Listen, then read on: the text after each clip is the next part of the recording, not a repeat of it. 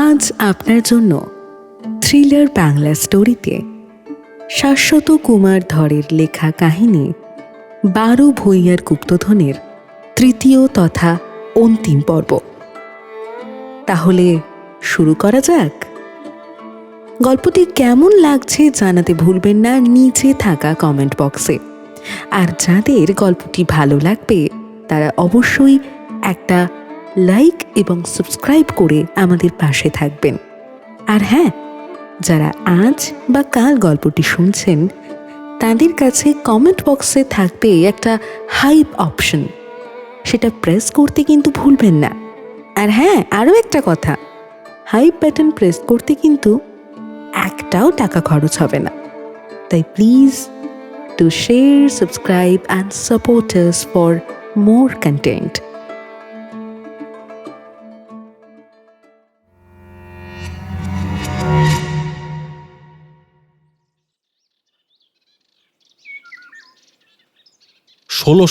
সাল সামনে রাখা ছিল শিলাময়ীর নকল মূর্তি। নকল মূর্তির দিকে তাকিয়ে শ্রীমন্ত ভাবতে লাগলো কিভাবে শিলাময়ীর মূর্তি চুরি করা যায়। কারণ শিলাময়ীর আসল মূর্তি থাকে রাজাদের নিজস্ব ঠাকুর ঘরে, সেখানে ঢোকার অনুমতি কারও নেই। বিশেষ করে যখন কেদার রায় বা চাঁদ রায় উপস্থিত থাকেন তখন সেখানে কেউ ঢুকতে পারে না। বছরে একদিন শিলাময়ীর মূর্তি বাইরে সর্বসমক্ষে আসে। সেদিন ধুমধাম করে পুজো হয়। তাকে রাজবাড়িতে ঢুকতে হলে এমন কারো সাহায্য নিতে হবে যার রাজবাড়িতে ঢোকার সব সময় অধিকার আছে। কিন্তু এরকম কেউ তো খুবই বিশ্বস্ত হবে, আর যে বিশ্বস্ত সে তো এই কাজ করতে রাজি হবে না। শ্রীমন্ত একবার ভাবছে প্রতাপাদিত্যকে সরাসরি বলে দেয় যে এই কাজটা তার দ্বারা হবে না, কিন্তু প্রতাপাদিত্যকে না বলার ফল যে কি হতে পারে তা শ্রীমন্ত ভালোভাবেই জানে। কার্ভলোর মৃতদেহ শ্রীমন্তর সহযোগিতাতেই সরিয়ে ফেলেছিল প্রতাপাদিত্য। কার্ভলোকে ব্যবহার করে অন্দরমহলে ঢোকার ব্যবস্থা করতে চেয়েছিল শ্রীমন্ত, কিন্তু কার্ভলোর একগুঁয়েমির জন্য তাকে প্রাণটা দিতে হলো। প্রতাপাদিত্য সামন্ত রাজা হলেও তার প্রতাপ এবং ক্রূরতা অপরিসীম।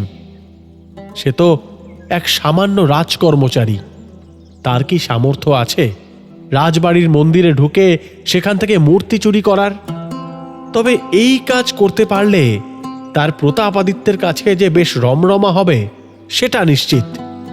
তবে এই নকল মূর্তি তৈরি হয়েছে বেশ, দেখলে কেউ বুঝতে পারবে না যে এটা নকল।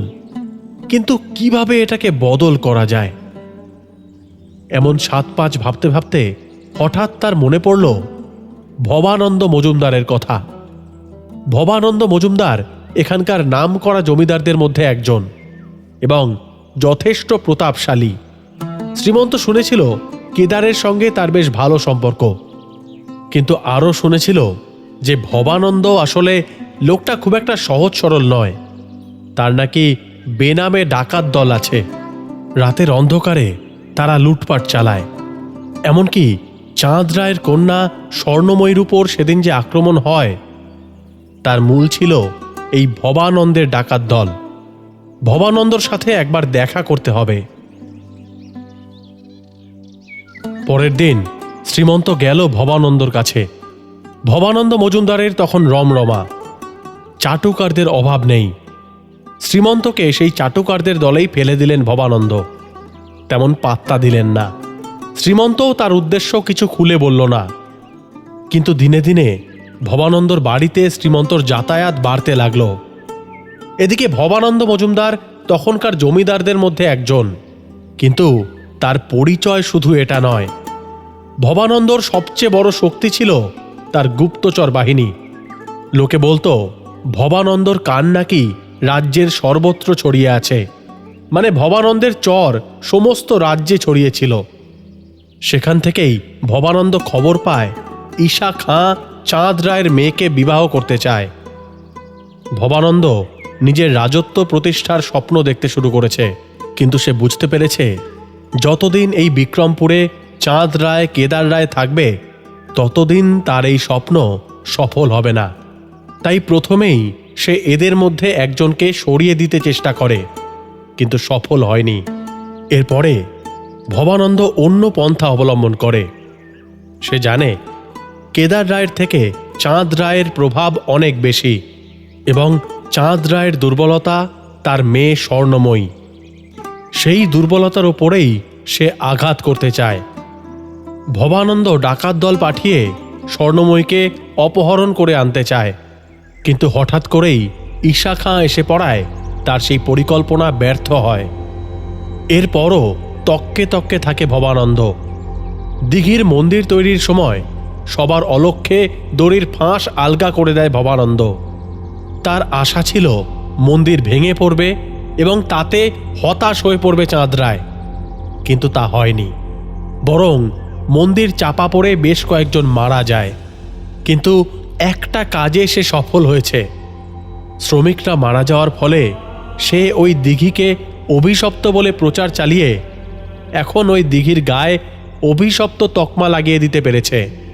তার ফলে সেই দিঘির জল ব্যবহার করা এখন বন্ধ। চাঁদ রায়ের একটা পরিকল্পনা অন্তত সে ব্যর্থ করে দিতে পেরেছে। এমন সময় সে খবর পায় এই ঈশা খাঁয়ের বিবাহের প্রস্তাবের। বুদ্ধিমান ভবানন্দ সঙ্গে সঙ্গে ঠিক করে ফেলে তার কর্মপন্থা। সে জানে যে কেদার রায় এই বিয়েতে কখনোই রাজি হবে না এবং সে দ্রুতই ঠিক করে ফেলে যে এই বিয়েটাকে কেন্দ্র করে ঈশা খাঁ এবং কেদার রায়ের মধ্যে বিবাদ সৃষ্টি করতে হবে। সে সরাসরি যোগাযোগ করে ঈশা খাঁয়ের সঙ্গে।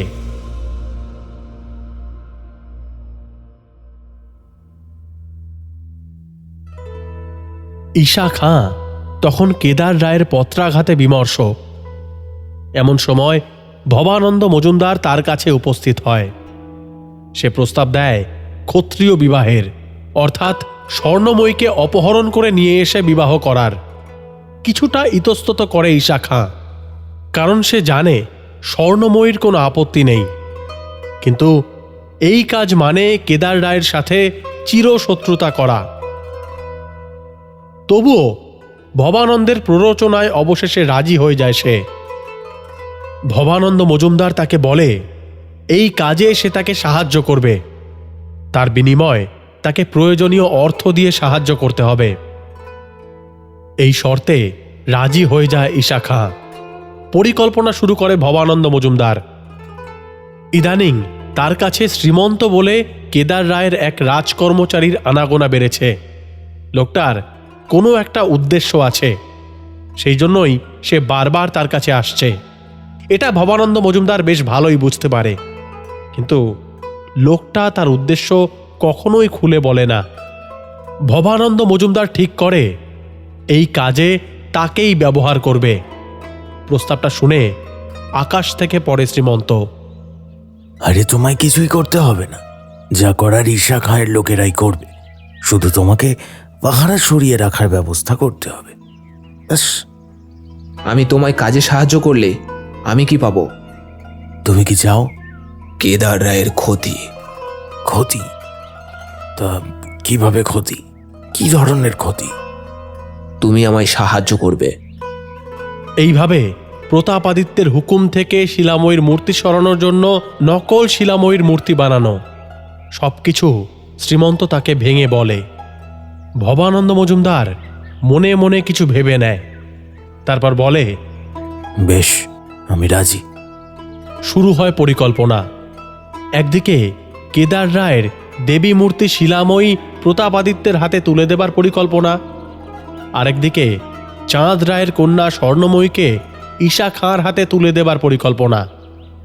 দিন রাত ভবানন্দ মজুমদার আর শ্রীমন্ত একসাথে কাজ করতে থাকে, খুঁজে বার করতে থাকে রাজধানীর বিভিন্ন দুর্বলতা। একদিন পরিকল্পনা শেষ হয়। দুজনের মুখে খেলে যায় তৃপ্তির ক্রূর হাসি। এইবার শুধু ঈশা খাঁকে পরিকল্পনার কথা জানানো দরকার। পরিকল্পনার প্রথম ধাপে অপহরণ করা হবে স্বর্ণময়ীকে, এবং অপহরণের কথা জানলে কেদার রায় নিশ্চয়ই চুপ করে বসে থাকবে না, আক্রমণ করবে ঈশা খাঁকে। ঈশা খাঁয়ের কাছে কেদার রায়ের জয়ের সম্ভাবনা খুবই কম। এই সুযোগে যখন চাঁদ রায় আর কেদার রায় দুজনেই ঈশা খাঁয়ের সঙ্গে যুদ্ধে ব্যস্ত থাকবে, তখন শিলাময়ীর মূর্তি পরিবর্তন করে পৌঁছে দেওয়া হবে প্রতাপাদিত্যের কাছে। পরিকল্পনা মতো প্রস্তুত হল শ্রীমন্ত আর ভবানন্দ মজুমদার।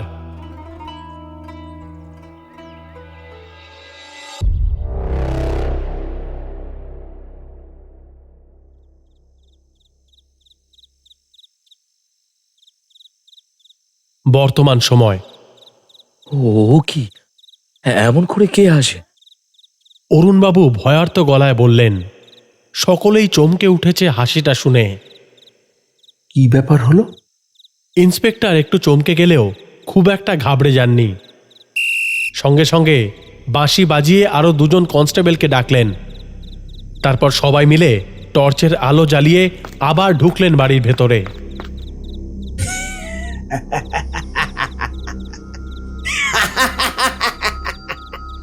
আবার সেই পুরনো বাড়িতে ঢুকতে যেতেই আবার একটা হাসির শব্দ, তবে এবারে আরেকটু চাপা গলায়, কিন্তু এসেছে খুব কাছ থেকে।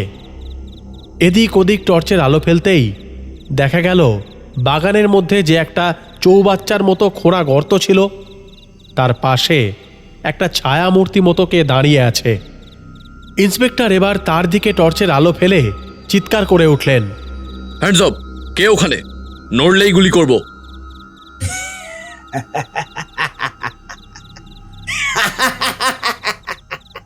উত্তরে আবার সেই ভয়ানক অট্টহাসি হেসে উঠল ছায়ামূর্তি। সেই ছায়ামূর্তির কাছে এগিয়ে গিয়ে আলো ফেলতেই অরুণবাবু বলে উঠলেন, এ তো সেই পাগলটা বাড়ির গেটের সামনে বসে থাকে। এ বেটা এখানে কি করছে? ইন্সপেক্টর ওর দিকে এক পা এগোতেই পাগলটা বলে উঠল, একের মেকের চাম চিকির চামের কাটা মজুমদার। তোর ইকির মিকির খেলা বার করছি, বেরো ওখান থেকে। ইন্সপেক্টর আরেকটু এগোতেই পাগলটা তীর বেগে দৌড় লাগালো বাড়ির ভেতরের দিকে। আপনাদের বাড়ির রহস্য তাহলে সমাধান হলো? মানে? মানে আপনাদের বাড়ির ভূতকে দেখে নিলেন তো? যা বুঝলাম রাত্রে বাড়িতে ঘুরে বেড়ায়। এই মনে তো হয়। এখন চলুন যাওয়া যাক।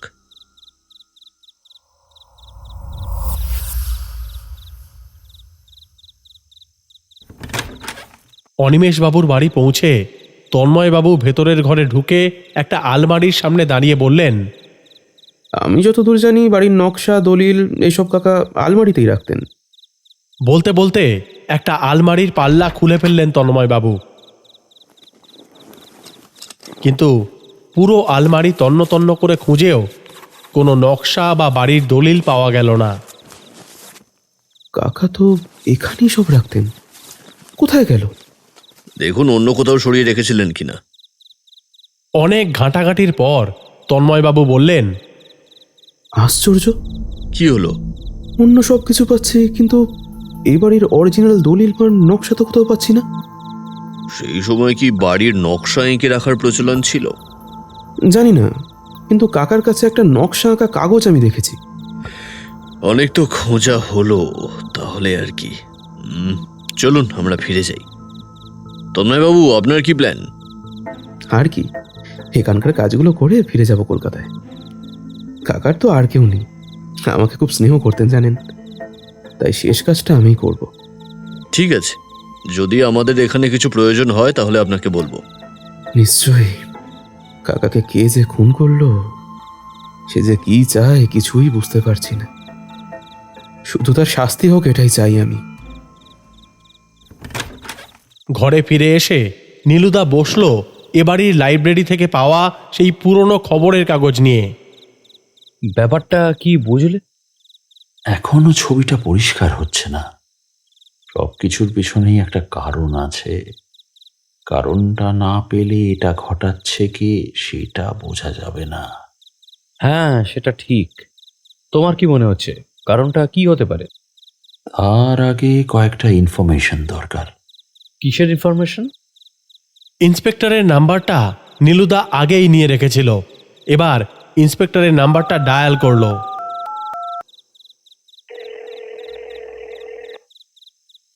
নমস্কার, আমি নীলু বলছিলাম। আচ্ছা বলছি, বাংলাদেশের যে পুকুরে কঙ্কাল পাওয়া গেছে এই মামলাটা সম্বন্ধে আপনি কি কোনো তথ্য দিতে পারেন? হ্যাঁ হ্যাঁ হ্যাঁ হ্যাঁ হ্যাঁ হ্যাঁ, আপনি আপনার বাংলাদেশের কোনো বন্ধু বা কাউকে যোগাযোগ করে যদি দিতে পারেন তাহলে খুব ভালো হয়। কারণ মনে হচ্ছে এই মামলাটার সাথে ওটার একটা প্রত্যক্ষ যোগাযোগ রয়েছে। আরে না না না, হ্যাঁ, বেশ বেশ বেশ, থ্যাংক ইউ। ফোনটা রাখার পর সন্দীপ জিজ্ঞেস করলো, বাংলাদেশের কঙ্কালগুলো কার বলে তোমার মনে হচ্ছে? সেটা বুঝতে পারছি না রে। তো কি বুঝতে পারছো একটু বলবে? আমি যেটা বুঝতে পারছি এটা একটা জটিল কেস।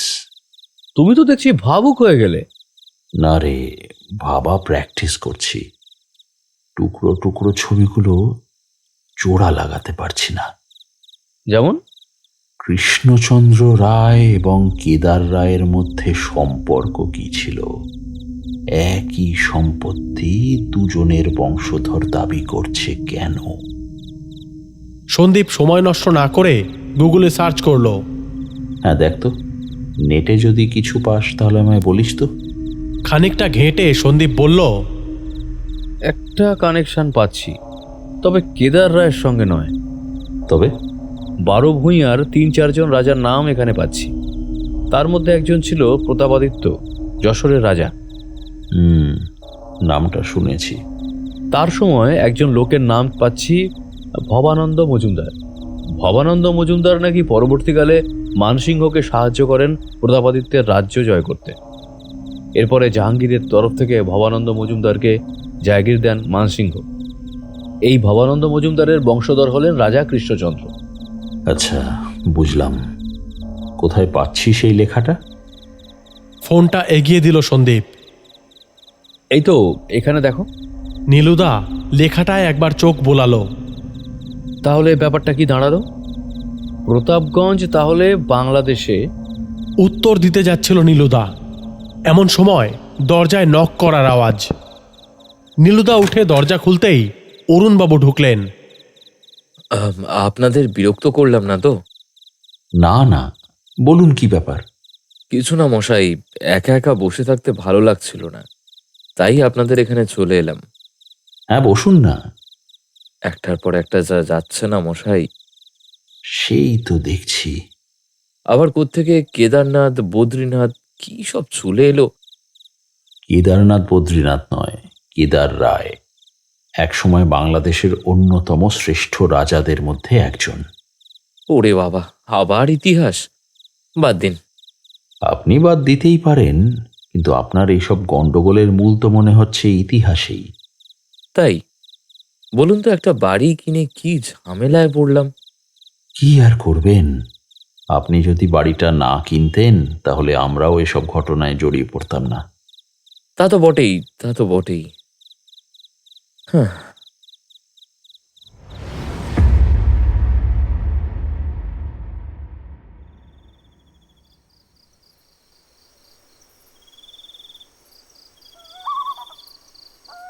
ষোলোশো 3 সাল। সেই রাত ছিল অমাবস্যা। বিক্রমপুর রাজবাড়ির বাইরে এসে দাঁড়ালো কয়েকজন অশ্বারোহী। 1 জন, 2 জন, 3 জন।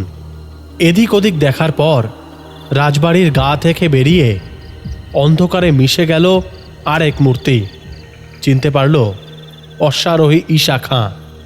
রাজবাড়ির প্রাচীরে অন্ধকারে মিশে দাঁড়িয়ে থাকা মূর্তিটি আর কেউ নয়, শ্রীমন্ত। সেই শ্রীমন্ত রাজবাড়ির গোপন দরজা দিয়ে ঈশা খাঁকে নিয়ে গেল স্বর্ণময়ীর মহলে। কোনো প্রহরীরা বাধা দিল না, কারণ ভবানন্দ মজুমদারের স্বর্ণমুদ্রা তাদের মুখ বন্ধ রেখেছে। গভীর নিদ্রায় আচ্ছন্ন স্বর্ণময়ী। ঘুম ভাঙল দরজার বাইরে সামান্য শব্দে। প্রাসাদের একেবারে এক ধারে স্বর্ণময়ী থাকে। একটু নিভৃতে থাকতেই সে পছন্দ করে বরাবর। স্বর্ণময়ী কক্ষের দরজা খুলতেই হুড়মুড় করে ঘরে ঢুকে পড়ল এক বিশাল দেহী মূর্তি।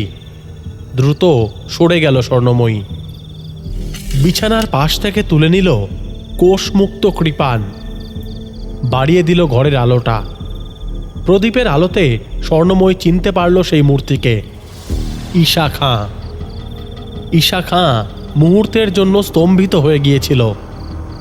আলোতে কৃপান হাতে স্বর্ণময়ীকে দেখে তার মনে পড়ে সেই শিব মন্দিরের দৃশ্য, যেন মা ভবানী স্বয়ং অসুর বিনাশ করতে মর্তে আবির্ভূত হয়েছেন।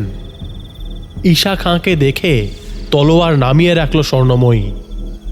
কি ব্যাপার, আপনি এখানে এলেন কি করে এত রাতে? এলাম কি করে এখন বলার সময় নেই স্বর্ণ, চলো এখান থেকে পালাই। কি বলছেন? পালিয়ে যাবোটা কোথায়? আমার কাছে যাবে। কিন্তু কাকা, কাকা বাবা, এরা আমাদের বিবাহ কেউ মেনে নেবে না। জানি স্বর্ণ, কিন্তু সবার মত না নিয়ে তো আমি বিবাহ করতে পারি না। স্বর্ণ, এদের মত তুমি কোনোদিনই পাবে না। হিন্দু মুসলিম বিবাহ কেউ মেনে নেবে না। তোমার বাবা মেনে নিলেও তোমার কাকা কোনোভাবেই রাজি হবেন না। তার চেয়ে তুমি আমার সাথে চলো। একবার বিবাহ হয়ে গেলে আর তো ফেরাতে পারবে না। কিছু একটা ভেবে নিল স্বর্ণময়ী কিছুক্ষণ। তারপর কৃপান কোষ বন্ধ করে বলল, আপনি বাইরে অপেক্ষা করুন, আমি আসছি। কিছুক্ষণের মধ্যেই স্বর্ণময়ী নেমে এলো বাড়ির বাইরে। এরপর তিনটি ঘোড়ায় চড়া ছায়ামূর্তি আবার মিলিয়ে গেল অন্ধকারে। আসা যাওয়ার মধ্যে তফাৎ একটাই, ঘোড়ায় চড়ে এসেছিল 3 জন আর ফিরে গেল 4 জন। যাবার সময় একবার ঘুরে তাকালো স্বর্ণময়ী রাজবাড়ির দিকে, একবার তাকালো হয়তো। এই শেষবারের মতো সে বেরিয়ে যাচ্ছে এই রাজবাড়ি থেকে, আর হয়তো কোনোদিন তার এখানে স্থান হবে না। তাই জেনেও সে আঁকড়ে ধরল ঈশা খাঁর হাত, এগিয়ে চলল অনিশ্চিত ভবিষ্যতের দিকে।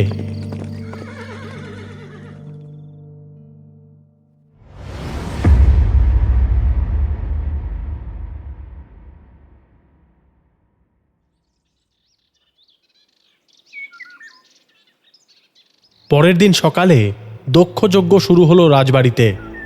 কেদার রায়, চাঁদ রায় দুজনই খবর পেয়েছেন ঈশা খাঁ অপহরণ করেছেন স্বর্ণময়ীকে, এবং এই খবর এনে দিয়েছেন শ্রীমন্ত। কেদার রায় তক্ষুনি রণসাজে সজ্জিত হলেন, সৈন্যদের হুকুম দিলেন, সাজাও সৈন্যদল, আজ আমি ঈশা খাঁকে ধূলিসাৎ করব। তার এত বড় স্পর্ধা, আমাদের রাজবাড়ি থেকে স্বর্ণময়ীকে অপহরণ করে। হয় কেদার রায়, চাঁদ রায় থাকবে পৃথিবীতে, নইলে ঈশা খাঁ থাকবে। সবার একসাথে এই পৃথিবীতে কিন্তু থাকা হবে না। বিধাতা কি তখন অলক্ষ্যে হেসেছিলেন? বেজে উঠল রণদামামা, তৈরি হলো অশ্বারোহী বাহিনী। প্রস্তুত হলেন চাঁদ রায়, তিনিও সঙ্গী হবেন কেদার রায়ের, তার কন্যাকে ফিরিয়ে আনতে যাবেন। কিন্তু বারবার তার মনে পড়ছে তার কন্যার সজল দৃষ্টি, যে দৃষ্টিতে তিনি দেখেছিলেন ঈশা খাঁকে বরণ করে নেওয়ার মান্যতা। বুকের ভেতরটা কেমন হাহাকার করে উঠছে চাঁদ রায়ের। কেদার রায় দরজায় এসে দাঁড়ালেন, ডাকলেন, দাদা চলো। হ্যাঁ যাই বলেই বিছানার পাশে রাখা তরবারিটার দিকে হাত বাড়ালেন চাঁদ রায়। হঠাৎ যেন পায়ের তলার মাটিটা দুলে উঠল, চোখের সামনে সবকিছু দুলতে লাগলো। চোখে অন্ধকার দেখলেন চাঁদ রায়। হাত বাড়িয়ে নেওয়ার চেষ্টা করলেন কোনো কিছু অবলম্বন, কিন্তু পেলেন না। শূন্যকে আঁকড়ে ধরতে চাইলেন। তারপর মেঝেতে লুটিয়ে পড়লেন চাঁদ রায়। কি হলো? ছুটে এলেন কেদার রায়। তখন চাঁদ রায় সংজ্ঞাহীন। বন্ধ হলো যুদ্ধযাত্রা। ছুটে এলো রাজবৈদ্য। চিকিৎসকেরা বেশ কিছু পরীক্ষা করে অসম্মতিসূচক মাথা নাড়লেন। মস্তিষ্কে রক্তক্ষরণ হয়েছে, অবস্থা খুবই সংকটজনক। যদি কোনো রকমে আজকের রাত এবং কালকের রাত কেটে যায়, তবেই বোঝা যাবে তিনি সংকট থেকে রক্ষা পেলেন। হঠাৎ করে সমগ্র চিত্রপট পরিবর্তন হয়ে গেল। কিছু আগেই যে কেদার রায় যুদ্ধের জন্য প্রস্তুত হচ্ছিলেন, তিনি অত্যন্ত আশঙ্কিত হয়ে পড়লেন। মূর্ছিত চাঁদ রায় পাশে বসে রইলেন। এখন তার মাথায় রয়েছে তার দাদার জীবন রক্ষা। রাত হলো, তবু জ্ঞান ফিরল না। নিরলসভাবে কেদার রায় ঠায় তার মাথার কাছে বসে আছেন। রাজবৈদ্যের দল বারবার পরীক্ষা করছেন, কোনো রকম আশার সংবাদ কেউ দিতে পারছেন না। ভোর রাতের দিকে চোখ মেললেন চাঁদ রায়। কেদার রায়ের দিকে একবার তাকালেন। কেদার রায় অত্যন্ত আশান্বিত হয়ে দাদার হাত জড়িয়ে ধরলেন। দাদা, কেমন আছো তুমি? কেমন লাগছে এখন? চাঁদ রায়ের দৃষ্টি ঘোলাটে। তিনি একবার উচ্চারণ করলেন, স্বর্ণ, আমার স্বর্ণ। তারপর চোখ বন্ধ করলেন। তার স্বর্ণময়ীকে দেখার জন্য আর কখনো চোখ খুলে তাকাবেন না বাংলার অন্যতম সেরা রাজা চাঁদ রায়। আকাশের চাঁদ অস্ত যাওয়ার সাথে সাথে অস্ত গেলেন বাংলার গৌরব চাঁদ রায়।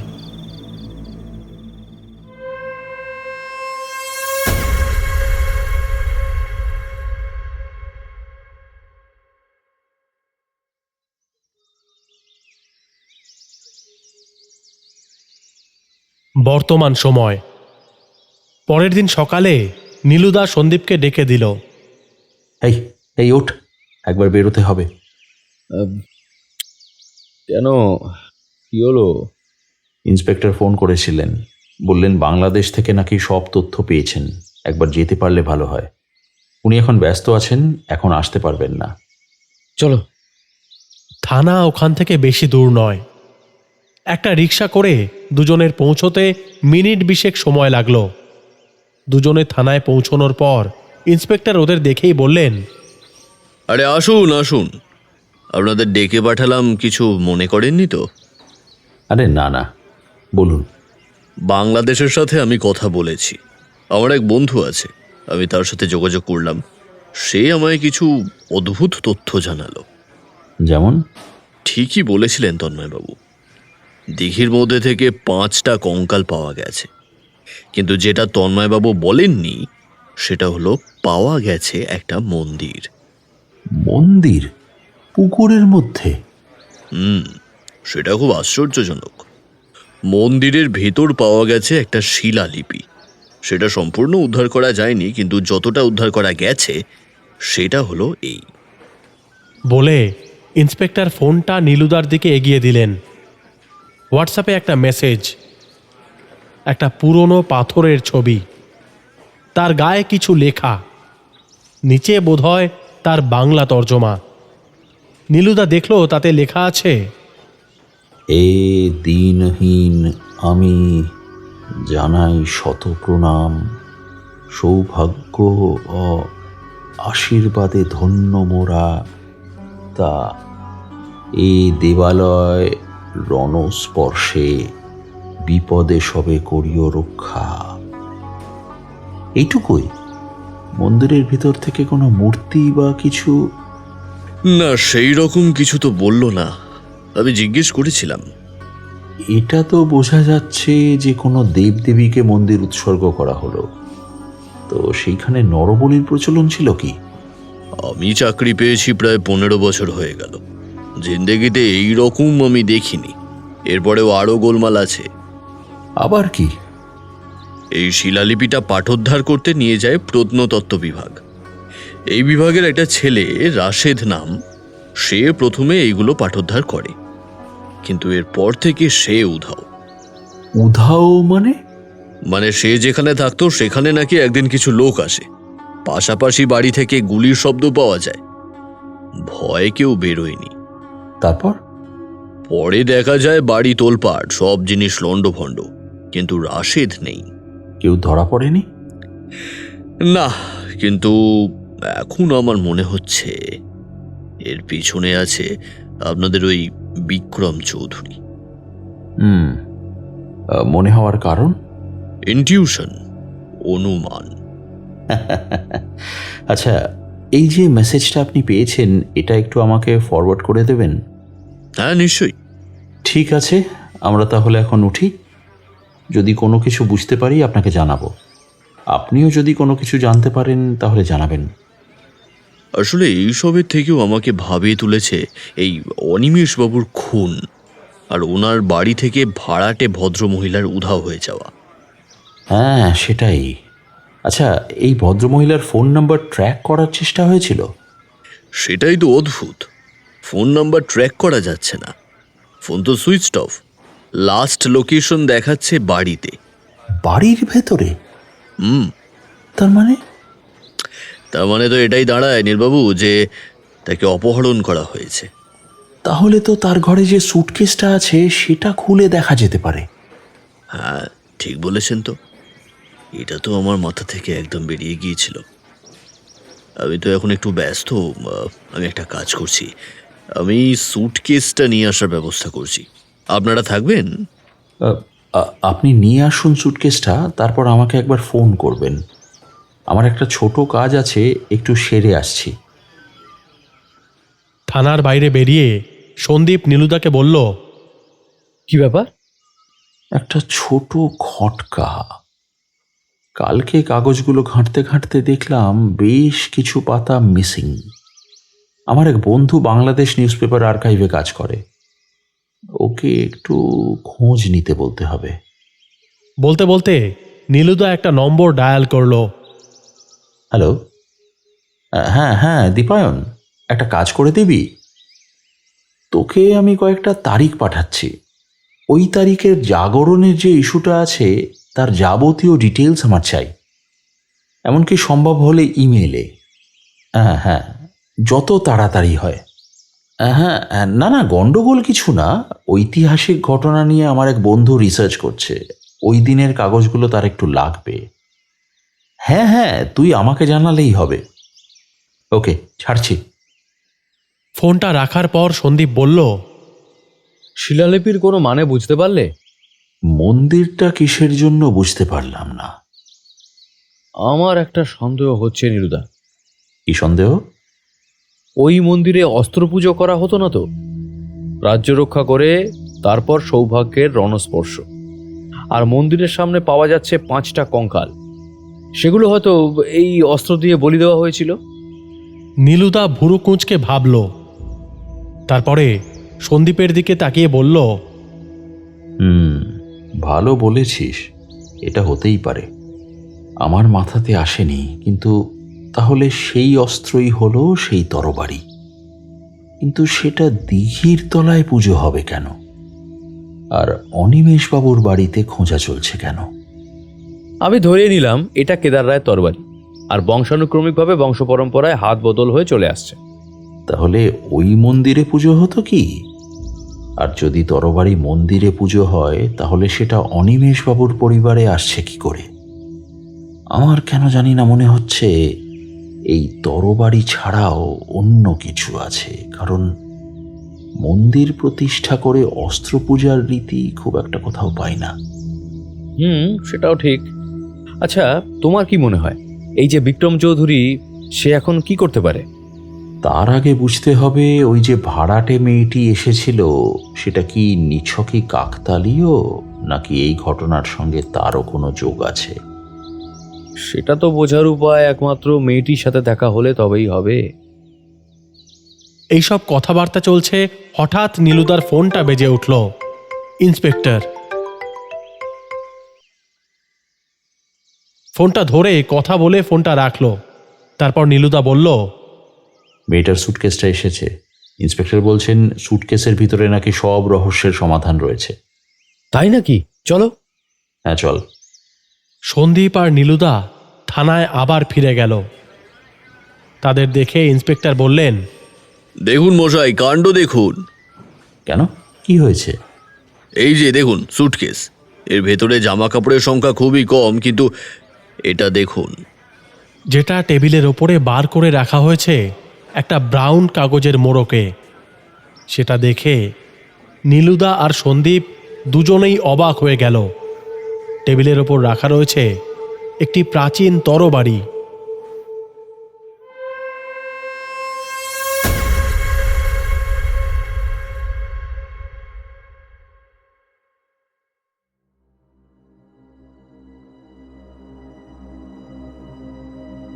1604 সাল।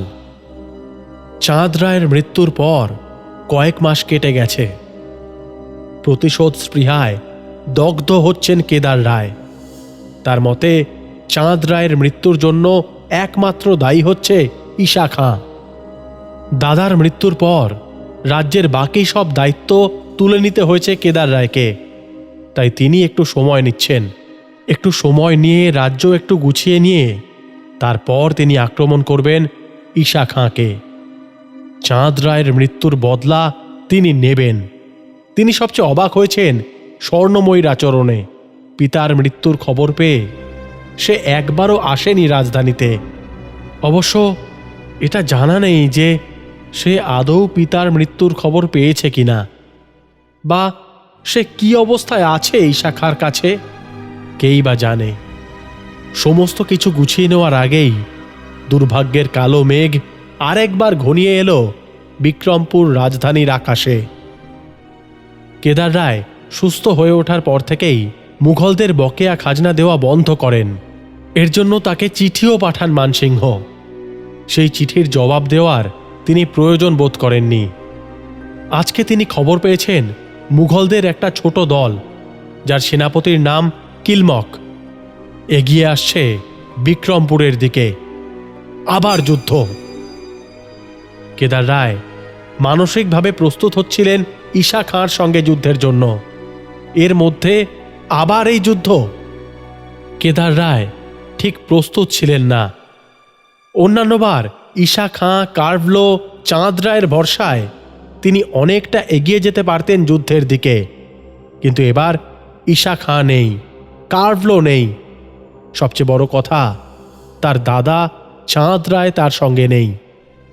নিজেকে খুব একা লাগলো কেদার রায়ের। তবুও এমতাবস্থায় যুদ্ধের জন্য প্রস্তুত হলেন কেদার রায়। শত্রুপক্ষকে জানতে দেওয়া যাবে না তার নিজের দুর্বলতার কথা। যুদ্ধের আগে শিলাময়ীর মন্দিরে পুজোর ব্যবস্থা করলেন কেদার রায়। চাঁদ রায় মারা যাওয়ার পর থেকে দেবীর পূজার দায়িত্ব নিয়েছেন তিনি নিজে। কিন্তু আজ এ কি হচ্ছে? তার পুজোর আসনে বসে বারবার ফুটে উঠছে স্বর্ণময়ীর মুখ। চোখের সামনে বারবার মনে পড়ছে আগের যুদ্ধের সময় স্বর্ণময়ী কিভাবে যুদ্ধে ঝাঁপিয়ে পড়তে চেয়েছিল।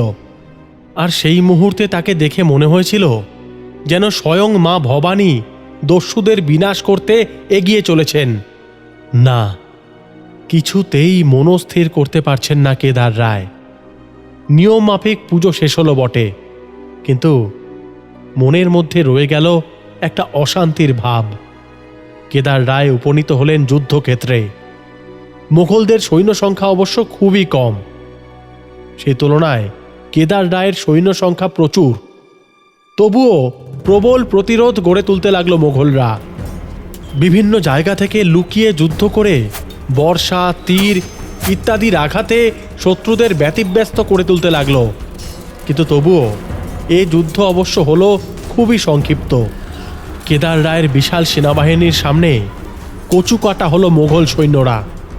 সেনাপতি কিলমক দাঁড়াতেও পারলেন না কেদার রায়ের সামনে। কিলমক প্রাণ হারালেন এই যুদ্ধে। কেদার রায় বুঝতে পারলেন এই যুদ্ধ শেষ যুদ্ধ নয়। এই যুদ্ধের খবর যখন পৌঁছবে মানসিংহের কাছে, তখন মানসিংহ ছেড়ে দেবেন না। কিন্তু তার আগে ঈশা খাঁর কোনো ব্যবস্থা করতে হবে। ঈশা খাঁর বিরুদ্ধে আক্রমণের জন্য প্রস্তুতি নিতে লাগলেন কেদার রায়। এবারের মোগলদের মতো দুর্বল নয় ঈশা খাঁ। তার বিরুদ্ধে লড়াইয়ে জয়লাভ করতে হলে তার সৈন্যদলকে নব রণসাজে সজ্জিত হতে হবে। তাই নতুনভাবে সজ্জিত হতে হবে কেদার রায়কে। এদিকে ঈশা খাঁ চাঁদ রায়ের মৃত্যুর খবর পেয়েছিলেন। একবার ভেবেছিলেন স্বর্ণময়ীকে নিয়ে গিয়ে দাঁড়াবেন, কিন্তু স্বর্ণময়ী বারণ করে। স্বর্ণময়ী তার কাকাকে ভালোভাবে চিনতেন। তার বাবার মৃত্যুর জন্য যে তার কাকা পরোক্ষভাবে তাকেই দায়ী করছেন, সে খবরও তিনি পেয়েছিলেন। তাই তিনি যেতে চাননি। ওদিকে প্রতাপাদিত্যের হাতে প্রতাপাদিত্যের কাকা বসন্ত রায়ের মৃত্যুর পর বসন্ত রায়ের শোকসন্তপ্ত জামাতা রূপরাম বসু বালক কচুকে প্রতাপের হাত থেকে উদ্ধার করার জন্য বসন্ত রায়ের ঘনিষ্ঠ বন্ধু ঈশা খাঁর শরণাপন্ন হন। ঈশা খাঁর সেনাপতি বলবন্ত সিং এই গুরুদায়িত্ব নিলেন। ঈশা খাঁর তরফ থেকে প্রচুর উপহার নিয়ে প্রতাপের কাছে পৌঁছলেন বলবন্ত। ধূর্ত বলবন্ত জানতেন বলপ্রয়োগ করে কিছুই হবে না, অতএব তিনি ছলনার আশ্রয় নিয়ে প্রতাপকে প্রতারণা করে কচুরায়কে উদ্ধার করে নিয়ে হিজলি পৌঁছলেন। রূপরাম কচুরায়কে পেয়ে অত্যন্ত খুশি হলেন। খুশি হওয়ার পালা ঈশা খাঁরও, কেননা তিনি উদ্ধার করে দিতে পারলেন বন্ধুপুত্রকে। কিন্তু ঈশা ও বলবন্ত এও বুঝলেন প্রতারিত প্রতাপ এত সহজে তাদের ছেড়ে দেবেন না, প্রতিশোধ প্রতাপ নেবেনি। প্রায় সঙ্গে সঙ্গেই তারা যুদ্ধ প্রস্তুতি নেওয়া শুরু করলেন এবং বাস্তবে ঘটলও তাই। খুব অল্প সময়ের মধ্যেই জল এবং স্থল দুদিক থেকেই হিজলি আক্রান্ত হল। বিশাল নৌবহরের সাহায্যে জলে হিজলির ওপর আক্রমণের ছক সাজালেন নৌসেনাধ্যক্ষ পর্তুগিজ রডা, আর ডাঙায় আক্রমণের নেতৃত্ব দিলেন সূর্যকান্ত মদনলাল চমুপতি। স্বয়ং প্রতাপ থাকলেন আক্রমণের পুরো ভাগে। এই আক্রমণ রক্ষার ক্ষমতা ঈশা খাঁর ছিল না, তবুও প্রবল বিক্রমে ঈশা খাঁ যুদ্ধ শুরু করলেন। এক প্রবল যুদ্ধ শুরু হলো। প্রায় 18 দিন ধরে সেই যুদ্ধ চলল। প্রতাপাদিত্য প্রবল বিক্রমে যুদ্ধ করতে লাগলেন। ঈশা খাঁও ছেড়ে দেবার পাত্র নন। 18 দিনের মাথায় হঠাৎ এক কামানের গোলায় প্রাণ ত্যাগ করলেন ঈশা খাঁ। ছত্রভঙ্গ হয়ে গেল ঈশা খাঁর বাহিনী। সমগ্র হিজলি তখন অবরুদ্ধ। রডার ক্রমাগত গোলার আঘাতে হিজলি দুর্গ বিধ্বস্ত। ভয়ঙ্কর যুদ্ধের পর বলবন্ত প্রাণ হারালেন। ভেঙে পড়ল সব অবরোধ, নির্মমভাবে লুণ্ঠন করা হলো হিজলি। কিন্তু হায়, যে কচুরায়কে পুনরুদ্ধার করার জন্য প্রতাপ এই ভয়ঙ্কর যুদ্ধ লড়লেন, তাকে উদ্ধার করতে পারলেন না।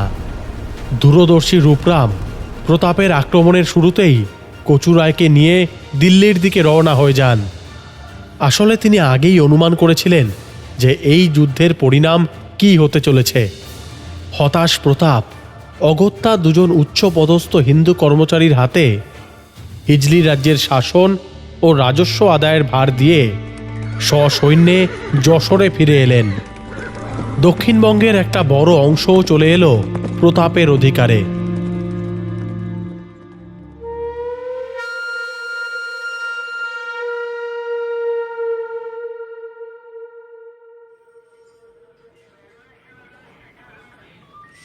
বর্তমান সময় টেবিলের ওপরে রাখা একটা তলোয়ার, তাও গোটাটা নয়, হাতলের কাছ থেকে ভাঙা।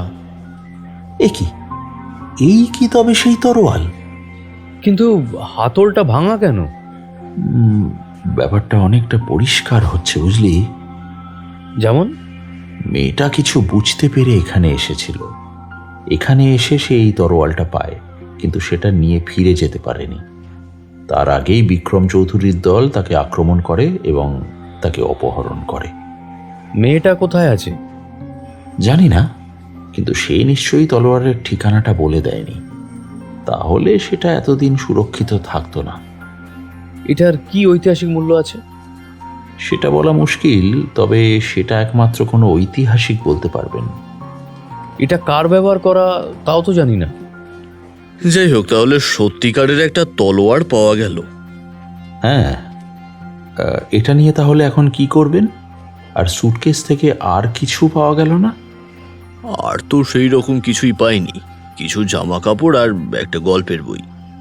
গল্পের বই সুটকেসে? দেখুন, এত মোটা বই সুটকেসের ভেতরে। এ কি, বিমল মিত্রের বেগম মেরি বিশ্বাস? হ্যাঁ, কেন নিয়ে এসেছিল কি জানি।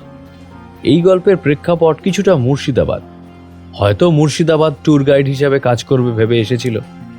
জানি না।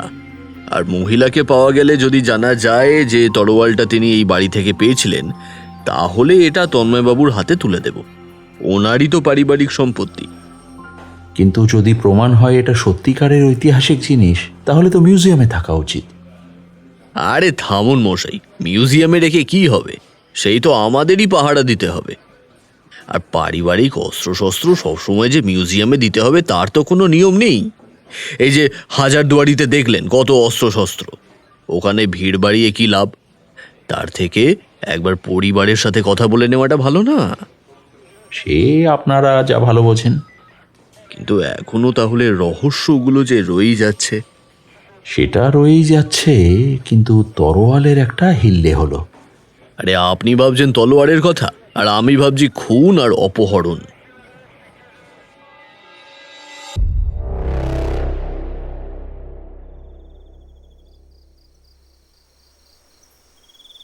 বাড়িতে ফিরে অরুণবাবু সব শুনে বললেন, আরে মশাই, কি বলছেন? তার মানে এই বাড়িতে ছিল তরোয়াল, মেয়েটা খুঁজে বার করেছে, আর তার মানে ওর আগেই বিক্রম চৌধুরীরা এটাই করছিল, আর আমরা ওদের কাজে বাধা দিচ্ছিলাম বলে আমাদের উপরে আক্রমণ। তাহলে এটা কত দামি তরোয়াল? বললাম না, তরোয়াল দামি হয় তার ব্যবহারকারীর উপরে। এটা কে ব্যবহার করেছিল তা তো বলতে পারবো না। কিন্তু অনিমেষবাবু খুন হলেন কেন?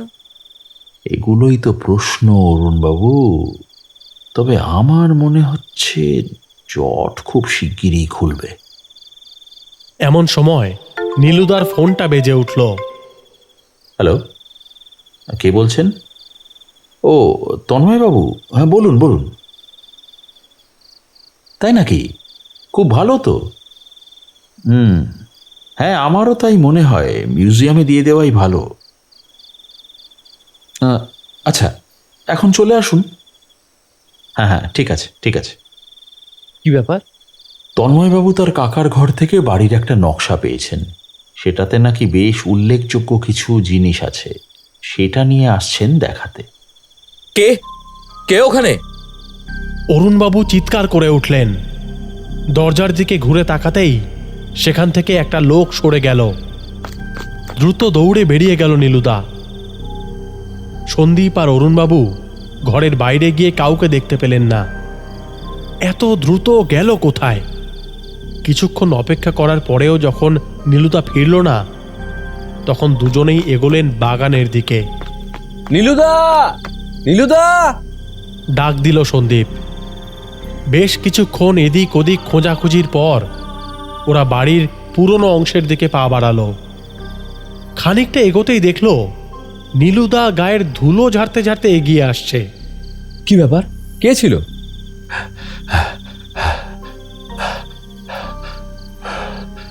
বুঝতে পারলাম না। ব্যাটাকে প্রায় ধরে ফেলেছিলাম, কিন্তু এত বন জঙ্গল যে পায়ে জড়িয়ে পড়লাম। ভালো ঝামেলা শুরু হয়েছে মশাই। ঝামেলা কিনা জানি না, কিন্তু এরকম ঝাঁকুনি মাঝে মাঝে দরকার। কেন বলুন তো? একটা আলোর দিশা দেখতে পাচ্ছি। আলোর দিশা কি করে পাচ্ছেন মশাই? কয়েকটা টুকরো টুকরো ছবি ফুটে উঠছে। সেইগুলো একসাথে হলে ব্যাপারটা পরিষ্কার বুঝতে পারবো। আপনি কি কিছু আন্দাজ করেছেন? আন্দাজ অনেকটাই করতে পেরেছি। এখন দরকার প্রমাণ, আর টুকরো টুকরো ছবির শেষ অংশটা। হঠাৎ বাইরে শোনা গেল সেই পুরনো কবিতাটা। একের মেকের চাম চিকির চামের কাটা মজুমদার। আর এই পাগলটা তো খুব বিরক্ত করছে। অরুণবাবু বলে উঠলেন। এর মধ্যেই একটা গাড়ি এসে দাঁড়ালো গেটের সামনে। গাড়ি থেকে নেমে এগিয়ে এলেন তন্ময়বাবু। ভদ্রলোক বললেন, আরে মশাই, এই নকশাটা অনেক খুঁজে পেলাম জানেন তো। আর থানা থেকে ফোন করেছিল, আমাকে বললেন তরোয়ালটা নাকি আমার সম্পত্তি। এখনো আপনার নয়, আগে ওই ভাড়াটে মহিলাকে খুঁজে পাওয়া দরকার। সে যাই হোক, আমি কি করব তরোয়াল দিয়ে? আমি ভাবছি এটা মিউজিয়ামে দিয়ে দেবো। কিন্তু মিউজিয়ামে দেওয়ার আগে এটা কার সেটা তো জানতে হবে। সেটা ঠিক, তবে সেটা হয়তো মিউজিয়ামের লোকেরাই বলতে পারবে। আপনি কি নকশা দেখাবেন বলছিলেন? সামনে খাটের উপরে নকশাটা মেলে ধরলেন তন্ময়বাবু। একটা বিরাট বাড়ির নকশা দেখিয়ে বললেন, একটা জিনিস বুঝতে পারছেন? কি বলুন তো? এইটা কিন্তু শুধু পুরনো বাড়ির নকশা। সন্দীপ ভালো করে দেখল, সামনের এই অংশটার কোনো ছবি নেই। তার মানে এই অংশটা পরে তৈরি? সেটা সম্ভব। আর এই দিকটা দেখুন, অনেক বড় একটা অংশ দেখা যাচ্ছে, কিন্তু এই জায়গাটা দিয়ে তো এখন নদী। অর্থাৎ এটা একটা বড় প্রাসাদ ছিল, যার বেশ কিছুটা অংশ নদী গর্ভে চলে গেছে। আমারও সেটাই মনে হয়, কিন্তু আসল ব্যাপারটা হলো এইখানে আপনি এই জায়গাটা, এই জায়গাটা দেখুন একবার। ভদ্রলোক আঙুল দিয়ে একটা জায়গায় দেখালেন, ডটেড লাইন দিয়ে একটা সিঁড়ির ধাপ মতো আঁকা রয়েছে। এটার মানে কি? গুপ্ত সিঁড়ি? আমার তো সেটাই সন্দেহ। এটার মানে কি হতে পারে? এই জায়গায় যাওয়া যায়? সেই জন্যই তো আপনার কাছে এলাম নীলুবাবু। চলুন একবার দেখে আসি। এখন তো বিকেল বিকেলও আছে, দিনের আলো পাবো। তবে আপনার কি মনে হচ্ছে এটা এখনো রয়েছে? আমার তো মনে হচ্ছে নদী গর্ভে তলিয়ে গেছে, কারণ বাড়ির এই অংশটা একেবারে নদী লাগোয়া। সেটা হতে পারে, হওয়া অসম্ভব নয়, কিন্তু আমার বক্তব্য যে এই রকম করে মার্ক করা কেন? কেন, সেটা হয়তো গেলেই বোঝা যাবে। পুরনো বাড়ির মধ্যে নকশা দেখে দেখে বেশ কিছু দূর এগোলো ওরা। এরপরে ওরা এমন একটা জায়গায় এসে দাঁড়ালো, সামনে একটা প্রশস্ত চাতাল, আর তার দুদিক দিয়ে অনেকগুলো সরু সরু রাস্তা চলে গেছে। এই জায়গাটা বেশ পুরনো, পাশেই নদী বোঝা যাচ্ছে, কারণ ইটের ফাঁক দিয়ে জলো বাতাস আসছে। এই দেখুন দেখুন দেখুন, এই জায়গাটা, এই জায়গাটা 1, 2, 3, 4 নম্বর। এখানে 4টে গলি পাওয়া উচিত। আমাদের 4 নম্বর গলি দিয়ে ঢুকতে হবে। তন্ময়বাবু বেশ উত্তেজিত। গলির শেষ মাথায় একটা দেওয়াল, কিন্তু নকশা অনুযায়ী এখানেই সেই অদৃশ্য সিঁড়ি থাকা উচিত। ভালো করে দেখুন, এখানে সিঁড়ি থাকতে পারে। সবাই চারিদিকে দেখতে লাগলো, এদিক ওদিক দেওয়ালে আঘাত করে দেখতে লাগলো কোথাও ফাঁপা কিনা। অবশেষে খুঁজে পেলেন তন্ময়বাবু। মাটিতে বসে পড়ে তন্ময়বাবু বললেন, পেয়েছি পেয়েছি পেয়েছি। সবাই নিচের দিকে তাকিয়ে দেখল, সেখানে একটা লোহার ঢাকনা চাপা দেওয়া। সবাই মিলে ধরে টানতে সেটা উঠে গেল। একটা সরু সিঁড়ি নেমে গেছে নিচের দিকে। এই সিঁড়ি দিয়ে একটু নিচে নামতেই চোখের সামনে যে দৃশ্যটা ফুটে উঠল, সেটার জন্য কেউই প্রস্তুত ছিল না।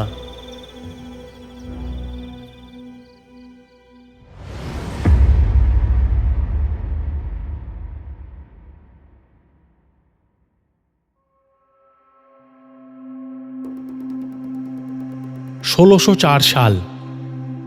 ঈশা খাঁর মৃত্যুর খবর পাওয়ার পর কেদার রায় ঠিক করলেন এই সুযোগ হাতছাড়া করা উচিত নয়। তিনি ঈশা খাঁর রাজ্য আক্রমণ করার পরিকল্পনা নিলেন। কেদার রায় ভাবলেন, চাঁদ রায়ের মৃত্যুর পর তার সৈন্যবাহিনী যথেষ্ট বিশৃঙ্খল হয়ে পড়েছে।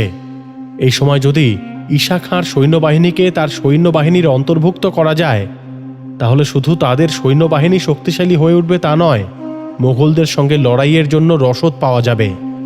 বিশ্বস্ত সূত্রে তিনি খবর পেয়েছেন কিলমকের মৃত্যু মানসিংহ সহজভাবে নেয়নি, তিনি যখন খুশি আক্রমণ করতে পারেন। কেদার রায় ঠিক করলেন তিনি ঈশা খাঁর রাজ্য আক্রমণ করবেন। ওদিকে শ্রীমন্ত আর ভবানন্দ মজুমদার এই সুযোগটাই খুঁজছিল। তারা পরিকল্পনা করল, যখন কেদার রায় যাবেন ঈশা খাঁর রাজ্য আক্রমণ করতে, সেই সুযোগে তারা মূর্তি অদল বদল করবে। ঈশা খাঁর মৃত্যুর পর ভেঙে পড়েছিলেন স্বর্ণময়ী। তিনি সহমরণে যাবার কথা ভেবেছিলেন, কিন্তু সদ্যজাত শিশুর মুখ চেয়ে তিনি সেই কাজ থেকে ব্যতীত হন। ঈশা খাঁ যখন প্রতাপাদিত্যের সঙ্গে যুদ্ধে লিপ্ত হন, সেই সময় স্বর্ণময়ী জন্ম দেন এক সন্তানের। কিন্তু আজ তিনি খবর পেলেন তার পিতৃব্য কেদার রায় আসছেন এই রাজ্য দখল করতে। খানিকক্ষণ স্তব্ধ হয়ে বসে রইলেন স্বর্ণময়ী। তার কাকা তার অসহায়তার সুযোগ নিয়ে রাজ্য দখল করতে আসছেন। তিনি একবার ভাবলেন, বিনা যুদ্ধে এই রাজ্য কেদার রায়কে দিয়ে দেবেন, শুধু কেদার রায়ের কাছে ভিক্ষা করে নেবেন আশ্রয়। পর মুহূর্তে তার মনে পড়ল যে তার বাবা চাঁদ রায় বিয়ে নিয়ে কিছু না বললেও মূলত তার কাকার বিরোধিতা এই বিয়েতে প্রতিবন্ধকতা হয়ে দাঁড়ায়। তার পরিচয়, এখন তিনি শুধু চাঁদ রায়ের কন্যা নন, তিনি বাংলার অন্যতম বীর ঈশা খাঁর ধর্মপত্নী। স্বর্ণময়ী তার সেনাপতিকে নির্দেশ দিলেন, সেনাবাহিনীকে প্রস্তুত হতে বলো। রানীমা, সেনাবাহিনী? কেন, সেনাবাহিনী কি আমাদের নেই? আগে মহারাজের মৃত্যুর পর তো সেনাবাহিনী একেবারেই বিশৃঙ্খল হয়ে পড়েছে। অনেকে তো সেনাবাহিনী ছেড়ে চলেও গেছে। আচ্ছা, যে সৈন্যবাহিনী স্বেচ্ছায় মৃত্যুবরণ করতে প্রস্তুত, জন্মভূমির জন্য যাদের প্রাণ কাঁদে, সেই রকম যতজনকে পারো, যতজন সেনাকে পারো, সবাইকে নিয়ে আমাদের রাজ্যের উপকণ্ঠে যে দুর্গ রয়েছে সেখানে চলো। আমরা প্রাণ থাকতে এই রাজ্যকে কেদার রায়ের হাতে তুলে দেব না। কিন্তু রানীমা, মহারাজের সঙ্গে কেদার রায়ের সম্পর্ক খুবই ভালো ছিল। পরে অবশ্য... বলে চুপ করে থাকেন সেনাপতি। স্বর্ণময়ী বুঝতে পারেন এই নীরবতার কারণ তিনি। স্বর্ণময়ী বুঝতে পারেননি যে সেনাপতিদের কাছ থেকে কোনো সাহায্য পাওয়া যাবে না। তবুও তিনি সেনাপতিকে বলেন, এখনো এই রাজ্যের শাসনকর্তা আমি তোমায় আদেশ দিচ্ছি সেনাপতি, সৈন্যদের একত্রিত করো অবিলম্বে। স্বর্ণময়ীর কণ্ঠস্বরে এমন কিছু একটা ছিল যে বহু যুদ্ধ জয় করা সেনাপতি একটু হতচকিত হয়ে গেলেন। সম্মতিসূচকভাবে ঘাড় নেড়ে সেনাপতি চলে গেলেন।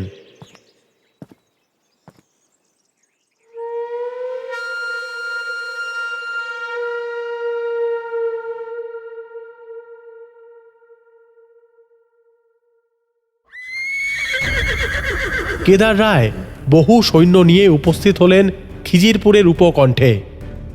সেখানেই তিনি দেখলেন সামনে একটি ছোট দুর্গ এবং সেখানে দাঁড়িয়ে আছে বেশ কিছু সৈন্য। তার সৈন্যদলকে দেখা মাত্র রণভেরি বেজে উঠল। বেশ অবাক হয়ে গেলেন কেদার রায়। তার ধারণা ছিল ঈশা খাঁর মৃত্যুর সঙ্গে সঙ্গে তার সেনাবাহিনী টুকরো টুকরো হয়ে গেছে। তবে কার নেতৃত্বে এই সেনাদল এখানে সংগঠিত হয়েছে, কে এদের নেতৃত্ব দিচ্ছেন, এই ভাবনা চিন্তা করতে করতেই শুরু হলো যুদ্ধ। কেদার রায়ের সৈন্যদল অনেক বেশি সংগঠিত, অনেক শক্তিশালী। সাহস নিয়ে যুদ্ধে নামা যায়, কিন্তু যুদ্ধ জয়ের জন্য যে সংগঠন প্রয়োজন তা ঈশা খাঁয়ের এই ভাঙা সৈন্যদলের ছিল না। বেশিক্ষণ দাঁড়াতে পারল না ঈশা খাঁয়ের সৈন্যরা, কিন্তু দুর্গ দখল কিছুতেই করতে পারছিলেন না কেদার রায়। যতবার দুর্গের সামনে যাচ্ছেন ততবার দুর্গ প্রাকারে বারবার আঘাত পেয়ে ফিরে আসছেন। কখনো হঠাৎ ছিটকে আসা তীরের ঝাঁক, বল্লম, কখনো বা হঠাৎ ছিটকে আসা 10 জন সৈন্যের একটা দল কেদার রায়ের পথ অবরোধ করছে। অর্থাৎ মুখোমুখি যুদ্ধ নয়, আড়ালে লুকিয়ে থেকে হঠাৎ আক্রমণ। এই রকম আক্রমণে ব্যতিব্যস্ত হয়ে উঠলেন কেদার রায়। দুর্গের প্রবেশপথ এমনভাবে তৈরি যাতে প্রবেশের মুখটা অত্যন্ত সরু, অর্থাৎ একজন দাঁড়িয়ে 20 জনের মহড়া নিতে পারে। বিরক্ত হয়ে উঠতে লাগলেন কেদার রায়। ওদিকে ভেতরে স্বর্ণময়ী আস্তে আস্তে বুঝতে পারলেন ধীরে ধীরে কমে আসছে অস্ত্র ভাণ্ডার, কমে আসছে সৈন্য সংখ্যা। এইভাবে বেশিক্ষণ চালানো যাবে না। তার সন্তানকে তার এক প্রিয় বান্ধবীর হাতে তুলে দিলেন। মহিলাদের গোপন রাস্তা দিয়ে পাঠিয়ে দিলেন দুর্গের বাইরে। শেষবারের মতো চুম্বন করলেন সন্তানের মুখ। তারপর স্বর্ণময়ী প্রস্তুত হলেন শেষ যুদ্ধের জন্য। সাজলেন পুরুষের বেশে, হাতে তুলে নিলেন তরবারি, পিঠে ধনুর্বাণ, সওয়ার হলেন এক সাদা ঘোড়ার পিঠে। তখন দুর্গের বাইরে এক নীরবতা অবস্থান করছে। হঠাৎ সমস্ত আক্রমণ বন্ধ হয়ে গেছে। কেদার রায় বুঝতে পারছেন না কি করা উচিত। হঠাৎ দরজা খুলে গেল। উল্কার মতো বেরিয়ে এলো একটি সাদা ঘোড়া। সেই ঘোড়ার পিঠে সোনালী বর্ণের পোশাকে রঞ্জিত এক পুরুষ। অস্ত্র চালনা করতে করতে এগিয়ে আসতে লাগলো সেই বীর। তার অস্ত্র চালনা দেখে স্তম্ভিত হয়ে দাঁড়িয়ে রইলেন কেদার রায়। তার অস্ত্র চালনার কৌশলে তার ধারে কাছে কোনো সৈন্যই টিকতে পারছে না। একের পর এক সৈন্য আহত হয়ে ফিরে যাচ্ছে। সমস্ত শরীর থেকে যেন এক জ্যোতি ঠিকরে পড়ছে এই যোদ্ধার। এক রাস প্রশ্ন নিয়ে তাকিয়ে রইলেন কেদার রায়। একদল সৈনিক ঘিরে ধরেছে ওই উজ্জ্বল সূর্যের মতো বীরকে। অদ্ভুত কৌশলে লড়াই করে চলেছেন ওই বীর। তার তরবারির আঘাতে বিচ্ছিন্ন হচ্ছে সৈনিকদের শরীর থেকে বিভিন্ন অঙ্গ প্রত্যঙ্গ। মৃত্যু ঘটেছে বহু সৈনিকের। হঠাৎ পেছন থেকে এক সৈনিকের বর্ষার আঘাতে তার মাথা থেকে খুলে পড়ল পাগড়ি। বেরিয়ে এলো এক রাশ কালো চুল। চিনতে পারলেন কেদার রায়। চিৎকার করে উঠলেন, স্বর্ণময়ী! স্বর্ণ! সেই চিৎকার স্বর্ণময়ীর কানে গেল কিনা বুঝতে পারলেন না কেদার রায়। তবে একবার ফিরে তাকালো স্বর্ণময়ী। কি ছিল সেই চোখে? হিংসা নাকি করুণা? মুহূর্তের অন্যমনস্কতা। চিৎকার করে উঠলেন কেদার রায়,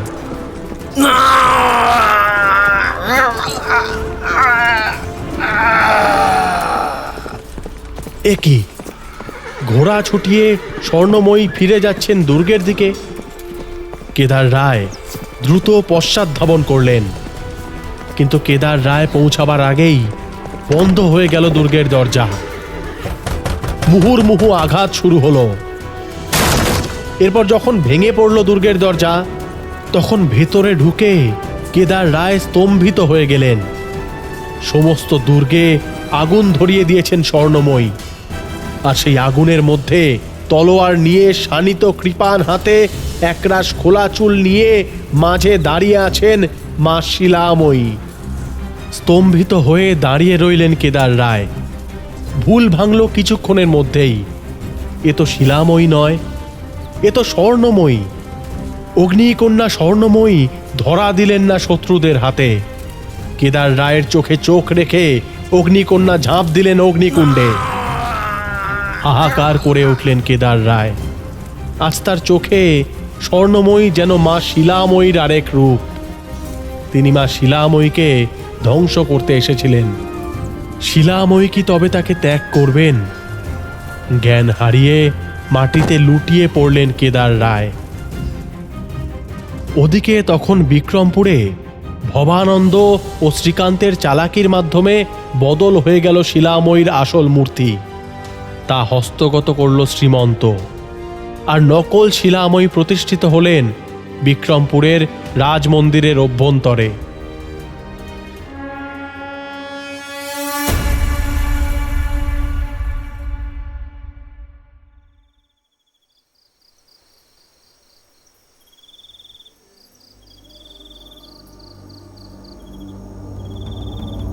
বর্তমান সময়। সামনে একটা ছোট চাতালের মতো। সেখানে একটা চেয়ারের সাথে বাঁধা রয়েছেন একজন মহিলা। তার সামনে দাঁড়িয়ে আছে অত্যন্ত সুপুরুষ একজন দীর্ঘদেহী পুরুষ। তন্ময়বাবু ফিসফিস করে বললেন, এই তো বিক্রম চৌধুরী। সে কি? এই সেই বিক্রম চৌধুরী? এই রয়েছে সবকিছুর মূলে? আরে এই তো সেই যে বাড়ি ভাড়া নিতে গেছিল। এর থেকে ভালো সুযোগ আর পাওয়া যাবে না। এক কাজ করুন, আপনি আর সন্দীপ এখানে থাকুন, আমি আর অরুণবাবু গিয়ে পুলিশ ডেকে আনছি। নীলুদা ঘাড় নেড়ে সম্মতি জানালো। ধীর পায়ে চলে গেলেন তন্ময়বাবু। আর অন্যদিকে একটু নিচে বিক্রম চৌধুরী তখন ওই মহিলাকে বলছেন, তোমাকে আবারও জিজ্ঞেস করছি, তুমি কি জানতে পেরেছো? এখানে কি লুকোনো আছে? ওই পাথরের রহস্য কি? ওই মহিলা অত্যন্ত ক্লান্ত গলায় উত্তর দিলেন, আমি তোমাকে আবার বলছি, তুমি যা ভাবছো এসবের মধ্যে কিছুই নয়। এবারে বিক্রম চৌধুরী কিছুটা উত্তেজিত হয়ে পড়লেন। হতে পারে তুমি শাখার বংশধর, কিন্তু আমার শরীরেও রাজা কৃষ্ণচন্দ্র রায়ের রক্ত রয়েছে। সুতরাং তুমি আমাকে মিথ্যা কথা বলে পার পেতে পারবে না। তুমি এখানেই তিলে তিলে শেষ হবে। তার থেকে ভালো নয় কি যে তুমি আমাকে এখানের রহস্যটা বলে দাও? এখানে কোনো রহস্য নেই, আমি তোমাকে আবার বলছি। তাহলে তুমি এখানে এসেছো কেন? আমি এসেছিলাম আমার পূর্বপুরুষের জীবনী নিয়ে চর্চা করতে। ঈশা খাঁ এখানে কোনোদিনও আসেনি। তুমি ভুল করছো। আমি তোমায় আগেও বলেছি, আবারও বলছি, শুধু ঈশা খাঁ নয়, আমি মরিয়ম বেগমের বংশধর। ও কে এই মরিয়ম বেগম? বেগম মেরি বিশ্বাস। কিন্তু সেই শব্দটাই দেওয়ালে প্রতিধ্বনিত হয়ে বেশ জোরে শোনা গেল। চমকে উঠল বিক্রম চৌধুরী। কে ওখানে? চিৎকার করে উঠল বিক্রম চৌধুরী। চিৎকার শুনে আশেপাশের থেকে 3-4টে পায়ের শব্দ সন্দীপের দিকে এগিয়ে এলো। পালাবার আগেই তাদের ঘিরে ধরল, ঘাড় ধাক্কা দিয়ে নিয়ে গেল বিক্রম চৌধুরীর সামনে। তোরা কে? ও তোরাই তো সেই বাড়ির গেস্ট, তাই না? গেস্টের মতো থাকতে পারো না? অতিরিক্ত কৌতূহল কিসের? একবার তোমাদের বন্দি করে রেখেছিলাম, তাতে তোমাদের শিক্ষা হয়নি না? আর তোমাদের এই মালিকটা অরুণ নাকি, ওটাকে মেরে ফেলা উচিত ছিল। সেদিন তোমাদের ছেড়ে দিলেও আজকে বাঁচিয়ে রাখার কোনো লাভ নেই। এই দুটোকে শেষ করতো। বিক্রম চৌধুরী তার অনুচরদের নির্দেশ দিল। নীলুদা ফস করে বলে বসল, তলোয়ারের ঠিকানা কিন্তু আমরা জানি। তরোয়াল? কিসের তরোয়াল? বিক্রম চৌধুরী বড় বড় চোখ করে নীলুদার দিকে তাকালো। আর ওই ভদ্রমহিলা এখানে এসে একটা তলোয়ার খুঁজে পেয়েছেন, ওটা খুঁজতেই তিনি এসেছিলেন। তারপরে আপনাদের হাতে ধরা পড়ে গেছেন। তা সে তলোয়ার তো আর হাতে পাচ্ছেন না, সে তো এখন পুলিশের হাতে। একবার হিংস্র চোখে বিক্রম চৌধুরী তাকালো মহিলার দিকে। এ যা বলছে তা কি ঠিক? মহিলা ধীরে ধীরে চোখ নামিয়ে নিল। বিক্রম চৌধুরী সজোরে এক চড় মারল মহিলার গালে। তাহলে যে বলেছিলি তুই এমনি এসেছিস, তাহলে ওই তরোয়াল ছিল তোর লক্ষ্য? পুলিশের কাছে দিয়ে ভেবেছিস কি বেঁচে যাবে? ওখান থেকে বের করে আনা কোনো ব্যাপার নয়, কিন্তু তোদের প্রয়োজন যে ফুরলো। বলতে বলতে বিক্রম চৌধুরী পকেট থেকে বার করে আনলো একটা রিভলভার। হঠাৎ একটা শব্দ, আর তারপরেই কেউ কিছু বুঝে ওঠার আগেই কোথা থেকে একটা লোক বিক্রম চৌধুরীর ওপর ঝাঁপিয়ে পড়ল। এই আচমকা আক্রমণে ছিটকে পড়ল বিক্রম চৌধুরী। তার হাতের রিভলভার ছিটকে গিয়ে পড়ল। সেই রিভলভার নেবার জন্য ঝাঁপ দিল সন্দীপ। হাতে রিভলভার নেবার সঙ্গে সঙ্গে তার কানের কাছে একটা ধাতব বন্দুকের নলের স্পর্শ অনুভব করল সন্দীপ। মাথা তুলে দেখল বিক্রম চৌধুরীর দলের লোকেরা তাদের ঘিরে ধরেছে। এদিকে বিক্রম চৌধুরীও উঠে বসেছে। আচমকা ঝাঁপিয়ে পড়া আগন্তুকও ধরা পড়েছে বিক্রম চৌধুরীর লোকের কাছে। তাকে দেখে চিনতে পারল সন্দীপ। আরে, এ তো সেই পাগলটা। বিক্রম চৌধুরী তার কাছে এসে চুলের মুঠি ধরে টেনে তুলল। ভালো করে দেখে বলল, আরে, এ তো সেই বাংলাদেশের প্রফেসর যার থেকে ওই পাথরটা আমরা পেলাম। তুমিও এখানে এসে জুটেছ? কি চাই তোমাদের? এবার সেই পাগল মুখ তুলে তাকালো, অদ্ভুতভাবে বলে উঠল, একের মেঘের জাম চিকের জামের কাটা মজুমদার, তোমরা এদেশের শত্রুই রয়ে গেলে। সজোরে এক থাপ্পড় মারল বিক্রম চৌধুরী পাগলটার গালে। সেদিন তোকে মেরেই ফেলতাম, পালিয়ে গিয়ে বেঁচে গেলি। আজ তোকে কে বাঁচাবে? আবার রিভলভার তাক করল বিক্রম চৌধুরী। হঠাৎ শোনা গেল একদল ভারী বুটের শব্দ, তারপরেই গুলির আওয়াজ। কিছু বোঝার আগেই বিক্রম চৌধুরী ছিটকে পড়ল। সঙ্গে সঙ্গে প্রায় খণ্ডযুদ্ধ বেঁধে গেল। সন্দীপ, নীলুদা একদিকে সরে গেল। এর মধ্যে ওই পাগল মহিলার হাতের বাঁধন খুলে দিয়ে সরে এলো একদিকে। তবে গুলির লড়াই বেশিক্ষণ চলল না। খানিকক্ষণের মধ্যেই দেখা গেল বিক্রম চৌধুরীর দলের বেশিরভাগ লোক হয় নিহত, না হয় আহত। একদল পুলিশ এসে ঘরে ঢুকল। তাদের পেছনে অরুণবাবু আর তন্ময়বাবু।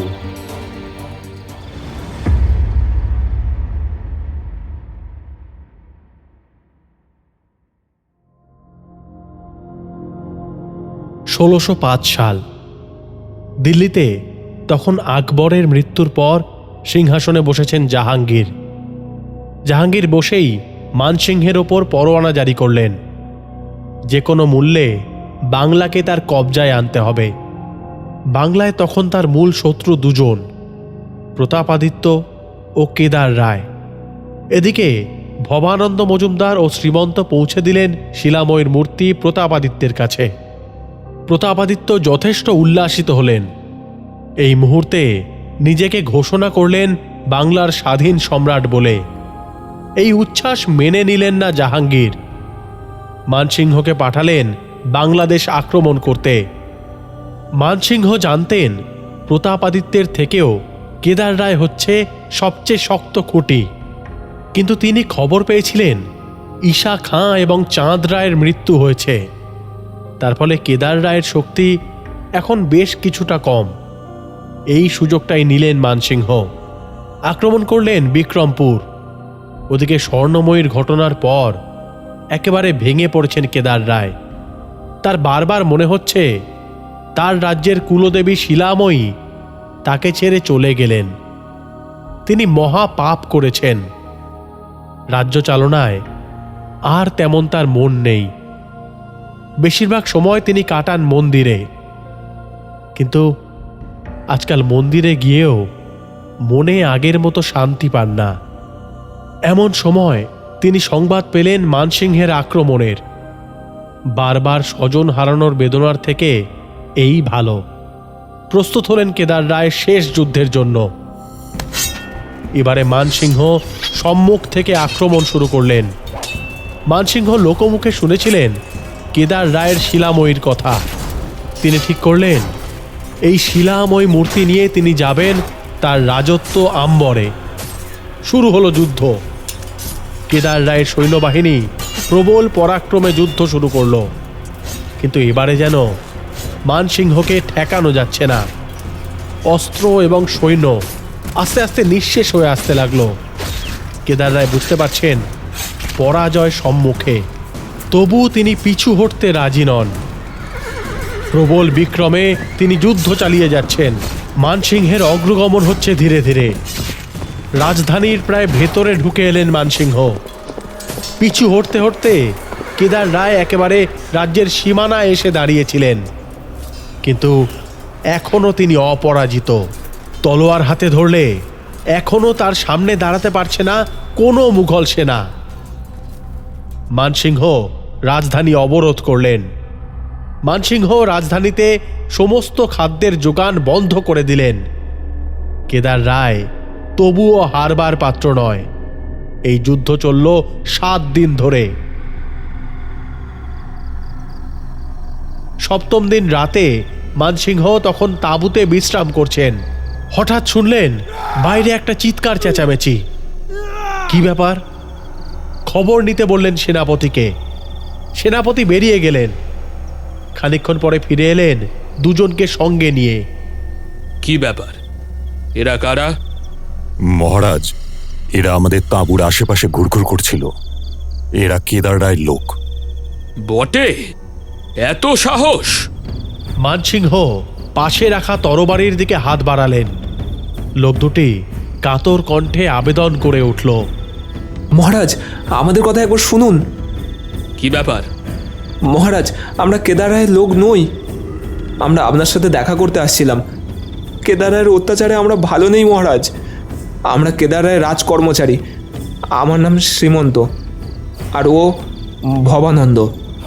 আচ্ছা, তোমরা কি জানতে চাও? মহারাজ, আপনি রাজধানী অবরোধ করে কতদিন রাখবেন?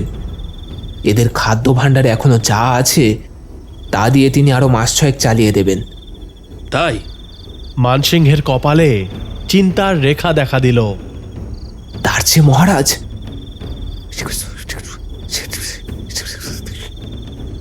ফিসফিস করে বলল শ্রীমন্ত। শুনতে শুনতে মুখের হাসি চওড়া হলো মানসিংহের। পিঠ চাপড়ে দিলেন শ্রীমন্ত আর ভবানন্দের। বললেন, তোমাদের কথা যদি সঠিক হয় তবে তোমরা ইনাম পাবে।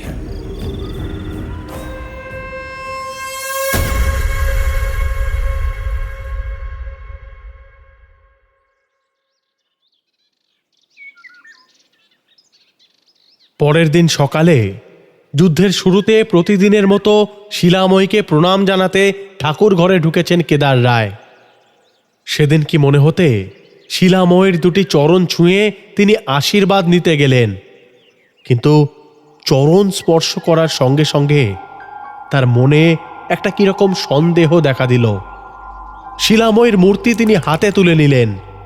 এ কি, এটা তো আসল মূর্তি নয়। মূর্তি থেকে সমস্ত ফুল তিনি সরিয়ে দিলেন। এ কি, এ তো তার স্বর্ণ মূর্তি নয়, এটি হালকা ধাতুর মূর্তি। আসল শিলাময়ীর মূর্তি কোথায় গেল? রাজমন্দির থেকে চুরি। তার মানে তার অনুগত রাজকর্মচারীদের মধ্যেই কেউ এই কাজ করেছে। কেদার রায় এতটাই স্তম্ভিত হয়ে গেলেন, তিনি বুঝতে পারলেন না তার অগোচরে মন্দিরের ভেতরে ঢুকে এসেছে আরও দুজন। তাদের হাতে মুক্ত তরবারি। নকল শিলাময়ীর মূর্তি ধীরে ধীরে তিনি নামিয়ে রাখলেন বেদির ওপরে। একবার প্রণাম করার জন্য তিনি মাথা নত করলেন। এক মুহূর্ত ঘাতকের তরবারি নেমে এলো। মুহূর্তের জন্য কি ধরে ঘুরে তাকাতে চাইলেন কেদার রায়। ছিন্ন মস্তক লুটিয়ে পড়ল বেদির নিচে। বাংলার স্বাধীনতার সূর্য কেদার রায় প্রাণ ত্যাগ করলেন গুপ্ত ঘাতকের হাতে। বিশ্বাসঘাতকতার ফল পেতে শুরু করল বাংলা। নকল শিলাময়ীর মূর্তি দখল করলেন মানসিংহ। এবার তার লক্ষ্য যশোর। পথের শেষ কাটা প্রতাপাদিত্য।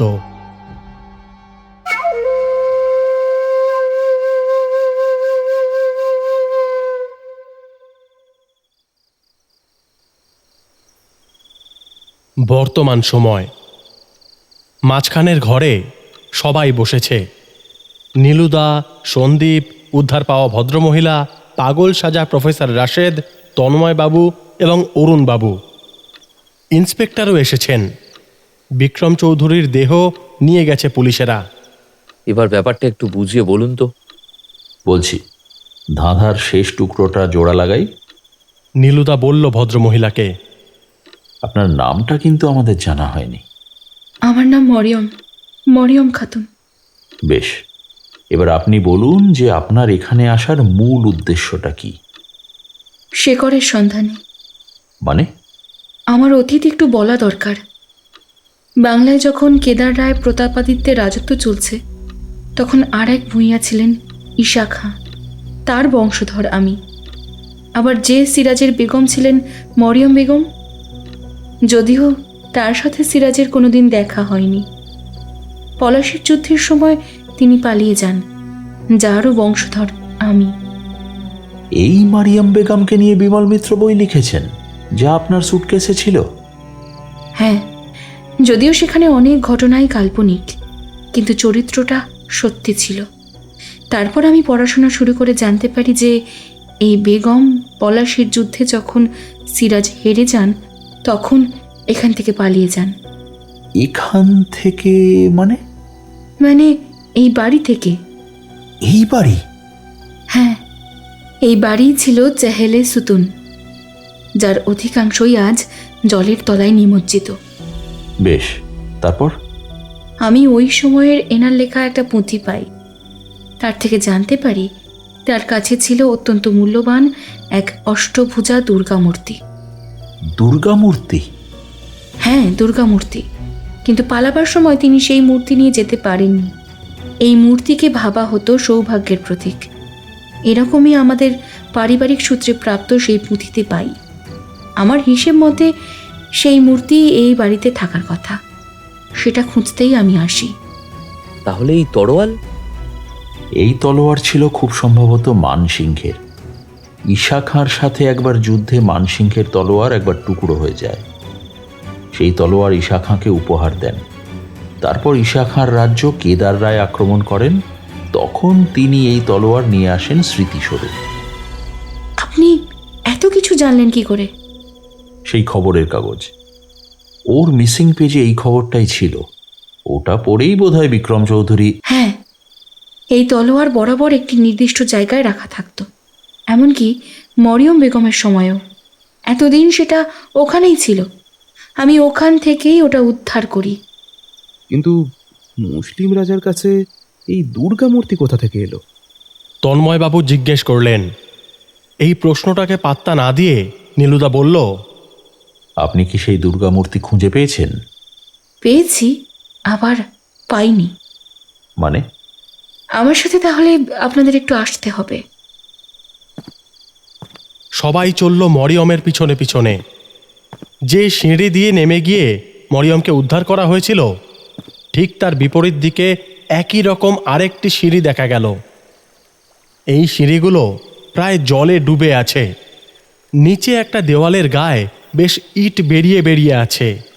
মরিয়ম বলল, এই জায়গাটা জোয়ারের সময় জলের তলায় থাকে। সেখানে দেওয়ালের একটা জায়গায় চোখ লাগিয়ে মরিয়ম বলল, এখানে আপনারা সবাই দেখে নিন। সবাই এক এক করে ওই গর্তে চোখ লাগিয়ে দেখল এক অনিন্দ সুন্দর দুর্গা মূর্তি। মা অষ্টভুজা দমন করছেন অশুভ শক্তিকে। মূর্তির গায়ে কালের ক্রমে ময়লা জমলেও বোঝা যাচ্ছে মূর্তিটি হয়তো খাঁটি সোনার। তন্ময়বাবু বললেন, দেয়াল ভেঙে আমরা মূর্তিটা নিয়ে আসি। সেটা সম্ভব নয়। কেন? এটা এমনভাবে তৈরি যে দেয়াল ভাঙতে গেলে সমস্ত বাড়ির এদিকটা ধসে পড়বে, আর খানিকক্ষণের মধ্যেই জোয়ারের জল আসবে। এই জায়গাটা পুরো জলের তলায় চলে যাবে। অর্থাৎ একমাত্র যখন জোয়ারের জল নেমে আসে তখনই মূর্তি দেখা যায়। আমার ধারণা ওই মূর্তি ছিল দেবালয়ে। আজ সেই দেবালয় জলের তলায়। তার মানে এরকম হাতের কাছে মূর্তি এসে উপস্থিত থাকবে, অথচ আমরা পাবো না? না তন্ময়বাবু, কি করবেন বলুন? কিছু জিনিস হাতের কাছে থাকলেও সবসময় সেগুলো নেওয়া যায় না। যেমন অনেক সময় আমরা বুঝতে পারি যে এটা অন্যায় হচ্ছে, তবুও আমরা সেটা প্রমাণ করতে পারি না বলে অপরাধী ছাড়া পেয়ে যায়। তেমনই ধরে নিন, এটাও আমাদের একটা অসহায়তা।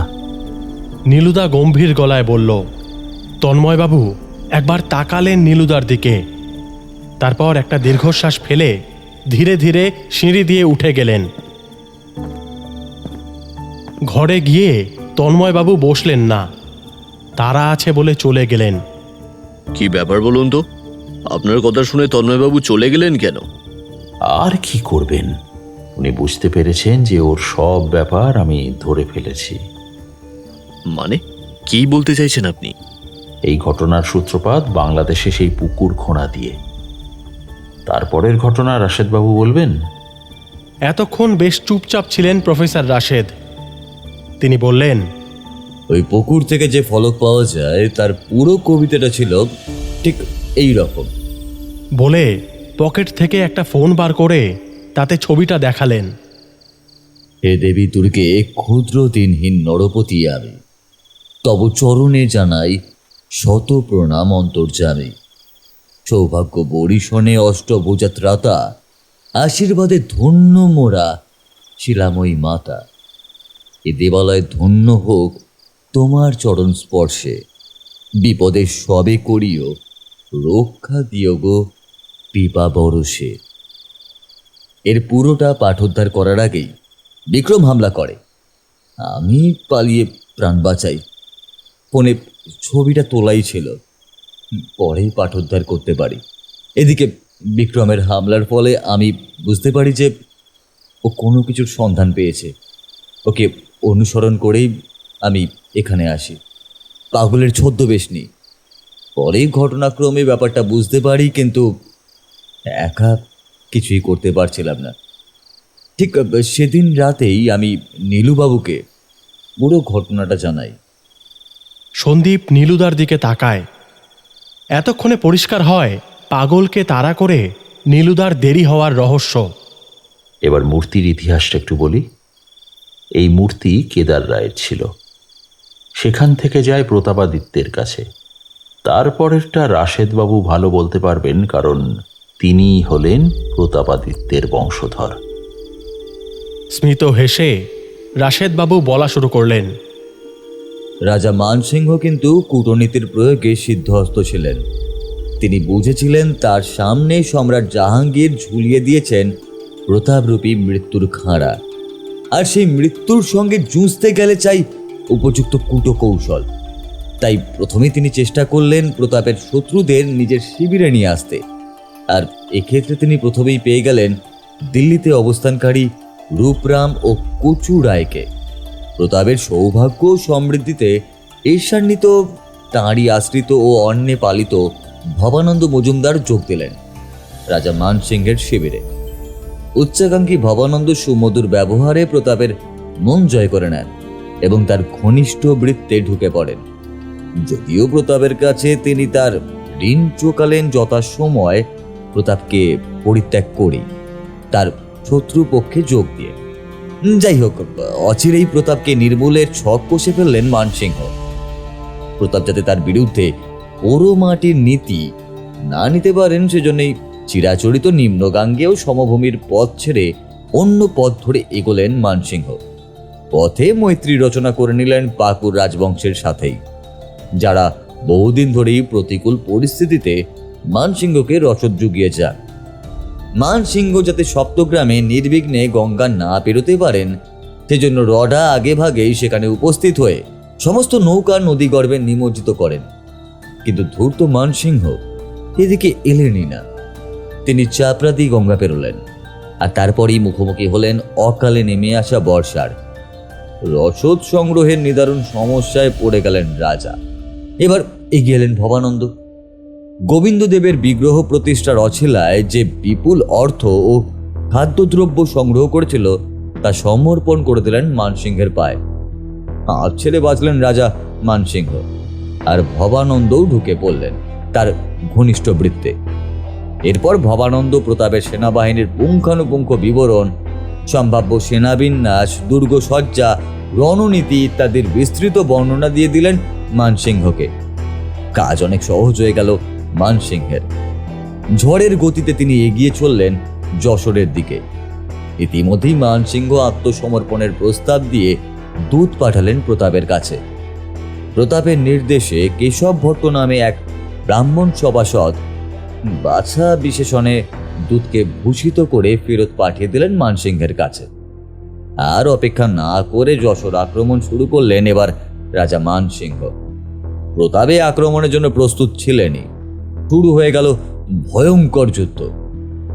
যুদ্ধের প্রথম দিকে মানসিংহ নাস্তানাবুদ হতে লাগলেন সূর্যকান্ত, শঙ্কর, রঘু, সুখা, রডা প্রমুখ সেনাপতিদের একের পর এক আক্রমণে।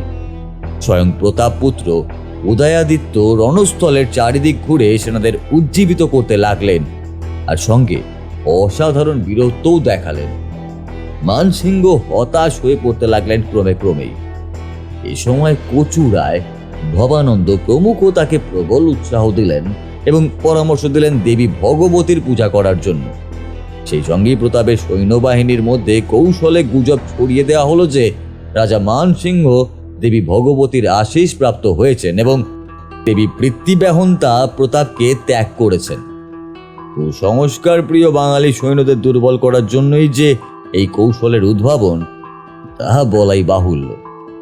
বস্তুত মানসিংহের পূর্বসূরীরা কেউই এই কূটনৈতিক পন্থাগুলির আশ্রয় নিতে সক্ষম হননি, কেননা তারা উপরোক্ত বিশ্বাসঘাতকদের সহচর্যও পাননি।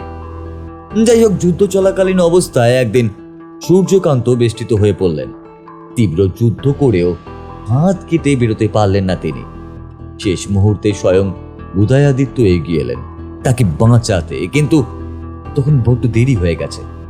যুদ্ধরত অবস্থাতেই মৃত্যুকে বরণ করে নিলেন সূর্যকান্ত। উদয়াদিত্যকে এই সংকটের মধ্যে দেখে মানসিংহ ওই জায়গায় নতুন সেনানিবেশ করে তীব্র চাপ সৃষ্টি করলেন উদয়াদিত্যের উপর। প্রাণপণে সেই চাপ রুখতে লাগলেন উদয়। দুর্ভাগ্যবশত সেই সময় একটি গোলা এসে পড়ল তার উপর। আর পারলেন না উদয়াদিত্য। হাসি মুখে মৃত্যুকে বরণ করে নিলেন তিনি। এই ঘটনার কথা ছড়িয়ে পড়লে মুঘল সেনার মধ্যে এক দারুণ উৎসাহের সৃষ্টি হলো। অন্যদিকে হতাশ হয়ে পড়ল প্রতাপের সেনাবাহিনী। ঠিক এই সময় অসাধারণ বীরত্বের পরিচয় দিলেন বহু যুদ্ধের বিজয়ী নায়ক পর্তুগিজ সেনাপতি রডা। সেনাবাহিনীকে উৎসাহিত করে ঝাঁপিয়ে পড়লেন মুঘল সেনার উপর, কিন্তু কুশলী সেনানায়ক মানসিংহ ততক্ষণে যুদ্ধের দখল নিয়ে নিয়েছেন। তাই ব্যর্থ হয়ে গেল রডার চেষ্টাও। তিনি যুদ্ধক্ষেত্রে প্রাণ দিলেন। যশোর দুর্গ অবরোধ করলেন মানসিংহ।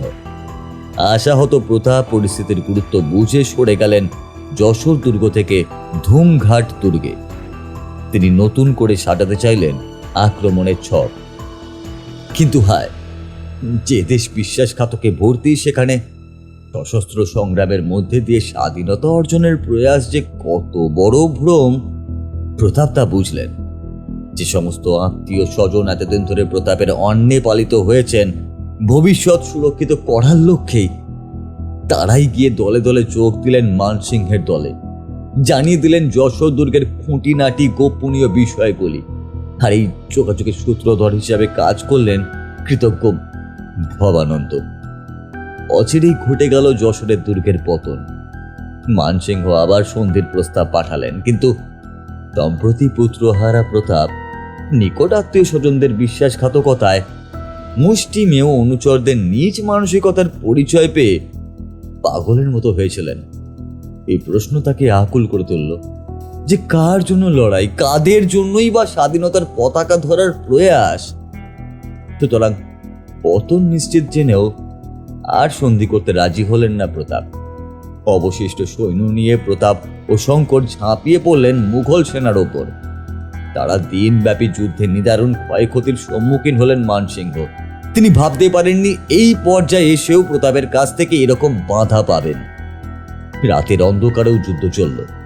কোনোভাবেই প্রতাপকে না এঁটে উঠতে পেরে শেষে মানসিংহ গুজব ছড়িয়ে দিলেন প্রতাপের মৃত্যু হয়েছে।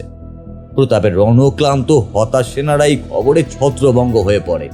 অনেক কষ্টে শঙ্কর তাদের আবার একত্র করেন, কিন্তু ততক্ষণে যা ক্ষতি হবার তা তো হয়েই গিয়েছে। মানসিংহের বাছাই করা এক বিশেষ সেনাদল প্রতাপকে ঘিরে ফেলেছে। অনবরত রক্তক্ষরণ ও অস্ত্রাঘাতে ক্ষতবিক্ষত প্রতাপ প্রাণপণের লড়াই চালিয়ে যাচ্ছেন। সঙ্গে মুষ্টিমেয় কিছু সৈনিক পাশ থেকে যোগ দিলেন শঙ্কর।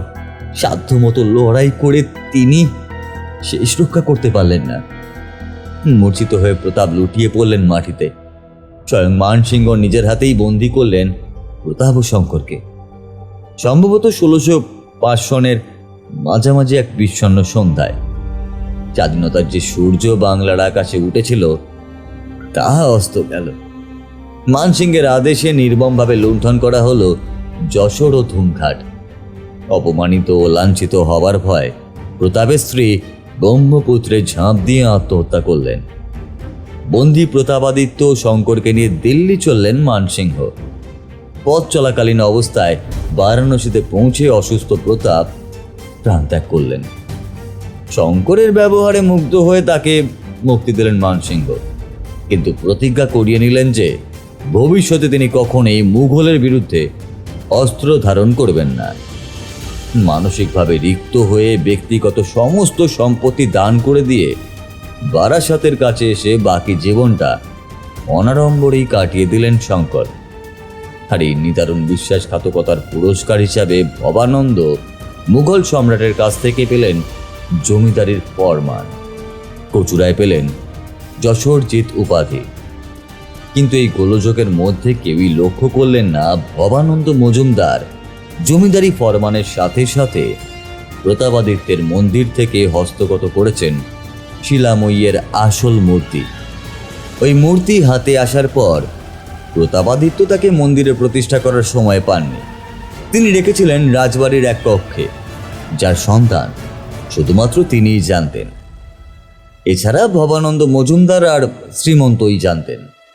এই শিলাময়ী দেবীকে নিয়ে জমিদারি নজরানা তালুকে চলে এলেন ভবানন্দ মজুমদার। শুরু হলো ভবানন্দের রাজপাট। এই ভবানন্দেরই বংশধর হচ্ছে কৃষ্ণচন্দ্র রায়। পলাশির যুদ্ধে ইংরেজদের সাহায্য করার সময় তিনি এই মূর্তি উপঢৌকন হিসেবে দেন জগৎ শেঠকে। সেখান থেকেই এই মূর্তি আসে সিরাজের প্রাসাদে। একটানা বলে থামলেন প্রফেসর। আপনি এত খবর জানলেন কি করে?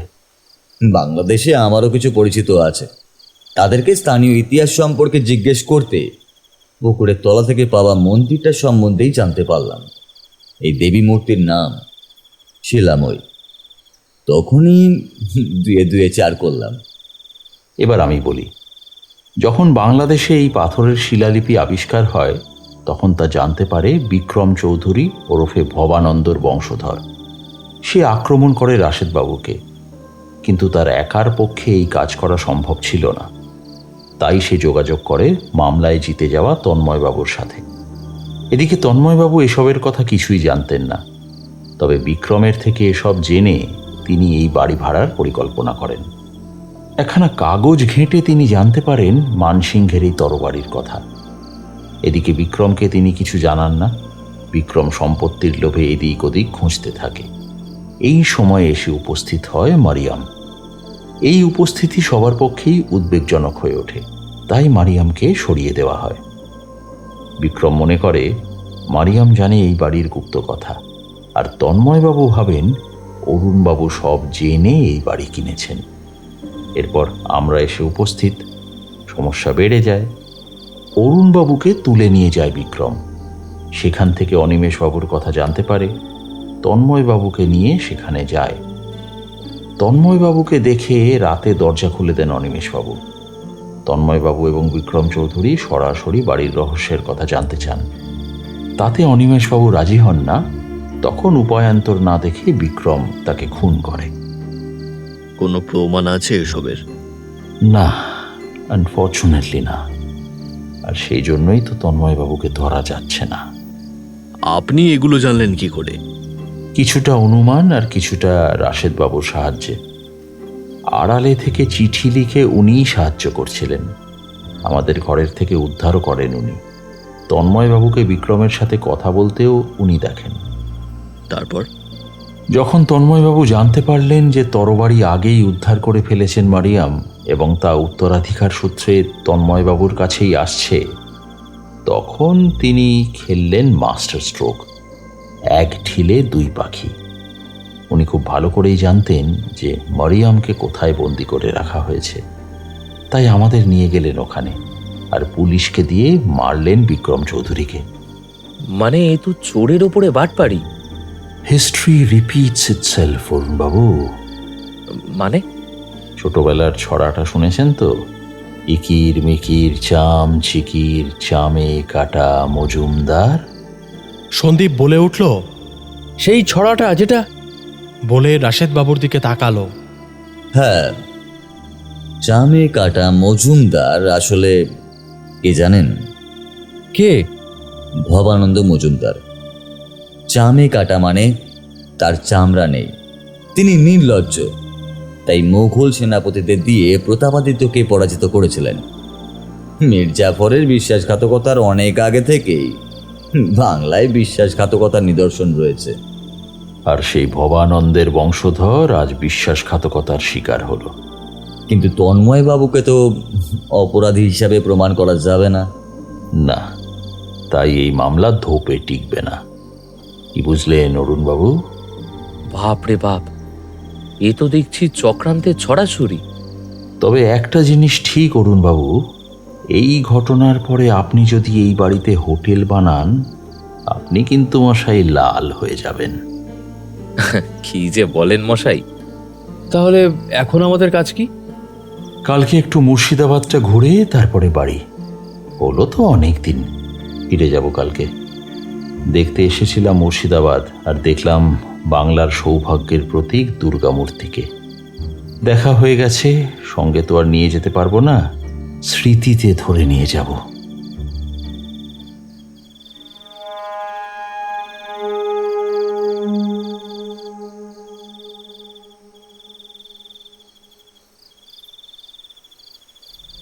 সেদিন গভীর রাত।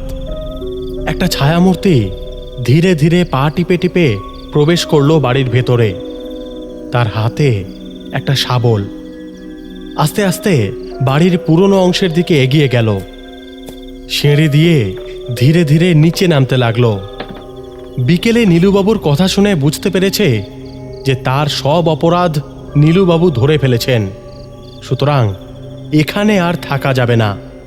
যদিও তার বিরুদ্ধে কোনো প্রমাণ নেই, কিন্তু প্রমাণ জোগাড় করে তাকে ফাঁসাতেই বা আর কতক্ষণ লাগবে। কিন্তু এখানে যে এরকম একটা দুর্গামূর্তি আছে সেটা তিনি জানতেন না। যদি ওই মেয়েটা মরিয়ম না কি যেন নাম এই দুর্গামূর্তিটা খুঁজে না পেত, তাহলে এটি চিরকালই চোখের আড়ালে থেকে যেত। এখানে এই দুর্গামূর্তি থেকে যাবে আর তিনি হাত পা গুটিয়ে বসে থাকবেন, তা তো হয় না। তবে তিনি শুনেছিলেন মানসিংহ নাকি কোনো মূর্তি নিয়ে গেছিল আম্বরে। তার মানে আম্বরের মূর্তি নকল। তিনি এসে পৌঁছলেন সেই ঘরে। এখানে প্রায় কোমর জল। ওই তো সামনে দেওয়াল, ওই দেওয়ালের ওপারে অপেক্ষা করছেন মা দুর্গার মূর্তি। পাগলের মতো শাবল দিয়ে বারবার তিনি আঘাত করতে লাগলেন দেওয়ালে। বেশ কিছু ইট খসে পড়ল। পুরনো দেওয়াল, তাই ঢোকার পথ করতে বেশি সময় লাগলো না। সেই পথ দিয়ে অনায়াসে তন্ময়বাবু পৌঁছে গেলেন মূর্তির সামনে। অপূর্ব মূর্তি, তার সর্বাঙ্গ সোনায় মোড়া। এদিক ওদিক তাকিয়ে দেখলেন ঠিক কোথায় ঠাকুর ঘর ছিল। একটা গুম গুম করে শব্দ হচ্ছে কিসের? রাস্তায় বেরিয়ে পড়তে হবে। শব্দের প্রাবল্য বাড়ছে। পায়ের নিচে মাটি কেঁপে উঠল। উপর থেকে ঝরে পড়তে শুরু করলো ইট বালি। বেরিয়ে আসার চেষ্টা করলেন তন্ময়বাবু, কিন্তু অনেক দেরি হয়ে গেছে। একবার আর্তনাদ করে উঠলেন। ততক্ষণে বাড়ির নিচে চাপা পড়লেন তন্ময়বাবু। জোয়ারের জল আস্তে আস্তে বাড়তে শুরু করলো। গভীর রাতে আচমকা একটা প্রবল শব্দে ও তার থেকে জোরে একটা তীব্র কান ফাটানো আর্তনাদে সবার ঘুম ভেঙে গেল। ও কিসের শব্দ নীলুদা? দ্রুত ঘর থেকে বেরিয়ে এলো নীলুদা আর সন্দীপ। বাকি ঘর থেকে মরিয়ম, অন্য ঘর থেকে অরুণবাবু আর রাশেদ বেরিয়ে এসেছে। কি ব্যাপার? একটা আশঙ্কা করছি, মনে হচ্ছে সেটাই সত্যি হলো। চলুন তো। সবাই টর্চ নিয়ে এগোলো। বাড়ির পুরনো দিকটায় খানিক যাওয়ার পরেই সবাই চমকে উঠল। এই বাড়ির যে অংশটাতে মরিয়মকে আটকে রাখা হয়েছিল, মানে যে অংশটায় দুর্গামূর্তি ছিল, সেই জায়গাটা সম্পূর্ণভাবে ধসে পড়েছে। ওইখানটা এভাবে ধসে পড়লো কি করে? এটাই আশঙ্কা করছিলাম। নিশ্চয়ই দুর্গামূর্তিটা নেওয়ার জন্য নিচের দেওয়াল ভাঙার চেষ্টা করেছেন তন্ময়বাবু। তাহলে তো এতক্ষণে ওই দুর্গামূর্তির সাথে তন্ময় বাবুরও সলিল সমাধি হয়ে গেছে। নিজের পাপের শাস্তি এইভাবে পেল লোকটা। এজন্যই বোধহয় বলে, লোভে পাপ, পাপে মৃত্যু। একটা দীর্ঘ নিঃশ্বাস ফেলল নীলুদা। জোয়ারের জল এতক্ষণে গ্রাস করেছে শিলাময়ীর মূর্তিকে। তার সঙ্গে বলি প্রদত্ত হয়েছেন কেদার রায়ের বংশধর তন্ময়বাবু। কোনোদিন নদীর গতিপথ পরিবর্তন হলে বাংলার ভাগ্যাকাশে আবার হয়তো শিলাময়ী নিজের স্বর্ণ ছটায় উদ্ভাসিত হবেন। ততদিন পর্যন্ত বাংলার অনেক গৌরবময় ইতিহাসের মতো এই ইতিহাসও নিমজ্জিত থাকবে ভাগীরথীর তলায়।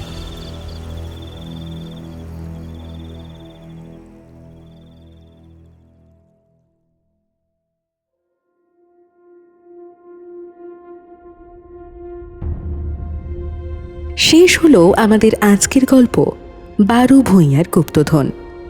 আজকের গল্পে কথকের ভূমিকায় অর্ণব, বেয়ারা এবং বিনোদীর চরিত্রে দিব্যেন্দু, স্বর্ণর চরিত্রে আমি খুশি, আব্দুলের ভূমিকায় অভিষেক দুবে, দ্বিতীয় কনস্টেবলের ভূমিকায় অভিক সাহা, চাঁদ রায়ের ভূমিকায় সৌরভ সাহা, কেদার রায়ের ভূমিকায় RNM অভিষেক, নীলুদার ভূমিকায় ইন্দ্রনীল ভাদুরী, সন্দীপের ভূমিকায় পার্থ মুখার্জি, অরুণবাবুর ভূমিকায় সৌরভ রয়, ডাকাতের ভূমিকায় কৌশিক সাহা, ঈশা খাঁর ভূমিকায় মিমো গাঙ্গুলি, দ্বিতীয় ডাকাতের ভূমিকায় সৌমিক, মারিয়াম খাতুনের ভূমিকায় পিয়ালি, বসন্ত রায়ের ভূমিকায় দীপ্তিমান প্রতাপের ভূমিকায় সৌমিক, শ্রীমন্তর ভূমিকায় তুহিন, গুপ্তচরের ভূমিকায় অভিজিৎ, অনিমেষের ভূমিকায় রাজ চট্টোপাধ্যায়, পুলিশের ভূমিকায় অভিক সাহা, পাগল প্রফেসরের ভূমিকায় বুবাই, মানসিংহর ভূমিকায় দেবজিৎ, ওসির ভূমিকায় রৌনক, কার্ভলো চরিত্রে দীপ্তদীপ, তন্ময় চরিত্রে অরূপ, ভবানন্দ চরিত্রে অভিজিৎ, সেনাপতির চরিত্রে রমাকান্ত, বিক্রমের চরিত্রে নির্মাল্য, দ্বিতীয় সেনাপতির ভূমিকায় অভিজিৎ, রাজকর্মচারীর ভূমিকায় অভিষেক দুবে। শেষ হলো আমাদের আজকের নিবেদন 12 ভূঁইয়ার গুপ্তধন। কেমন লাগলো জানাতে ভুলবেন না নিচে থাকা কমেন্ট বক্সে। ভালো লাগলে অবশ্যই চ্যানেলটিকে সাবস্ক্রাইব করে পাশে থাকা বেল আইকন প্রেস করে অল নোটিফিকেশন অন করে দেবেন, যাতে আমাদের চ্যানেলে আসা গল্পের আপডেট সবার আগে আপনার কাছে পৌঁছে যায়।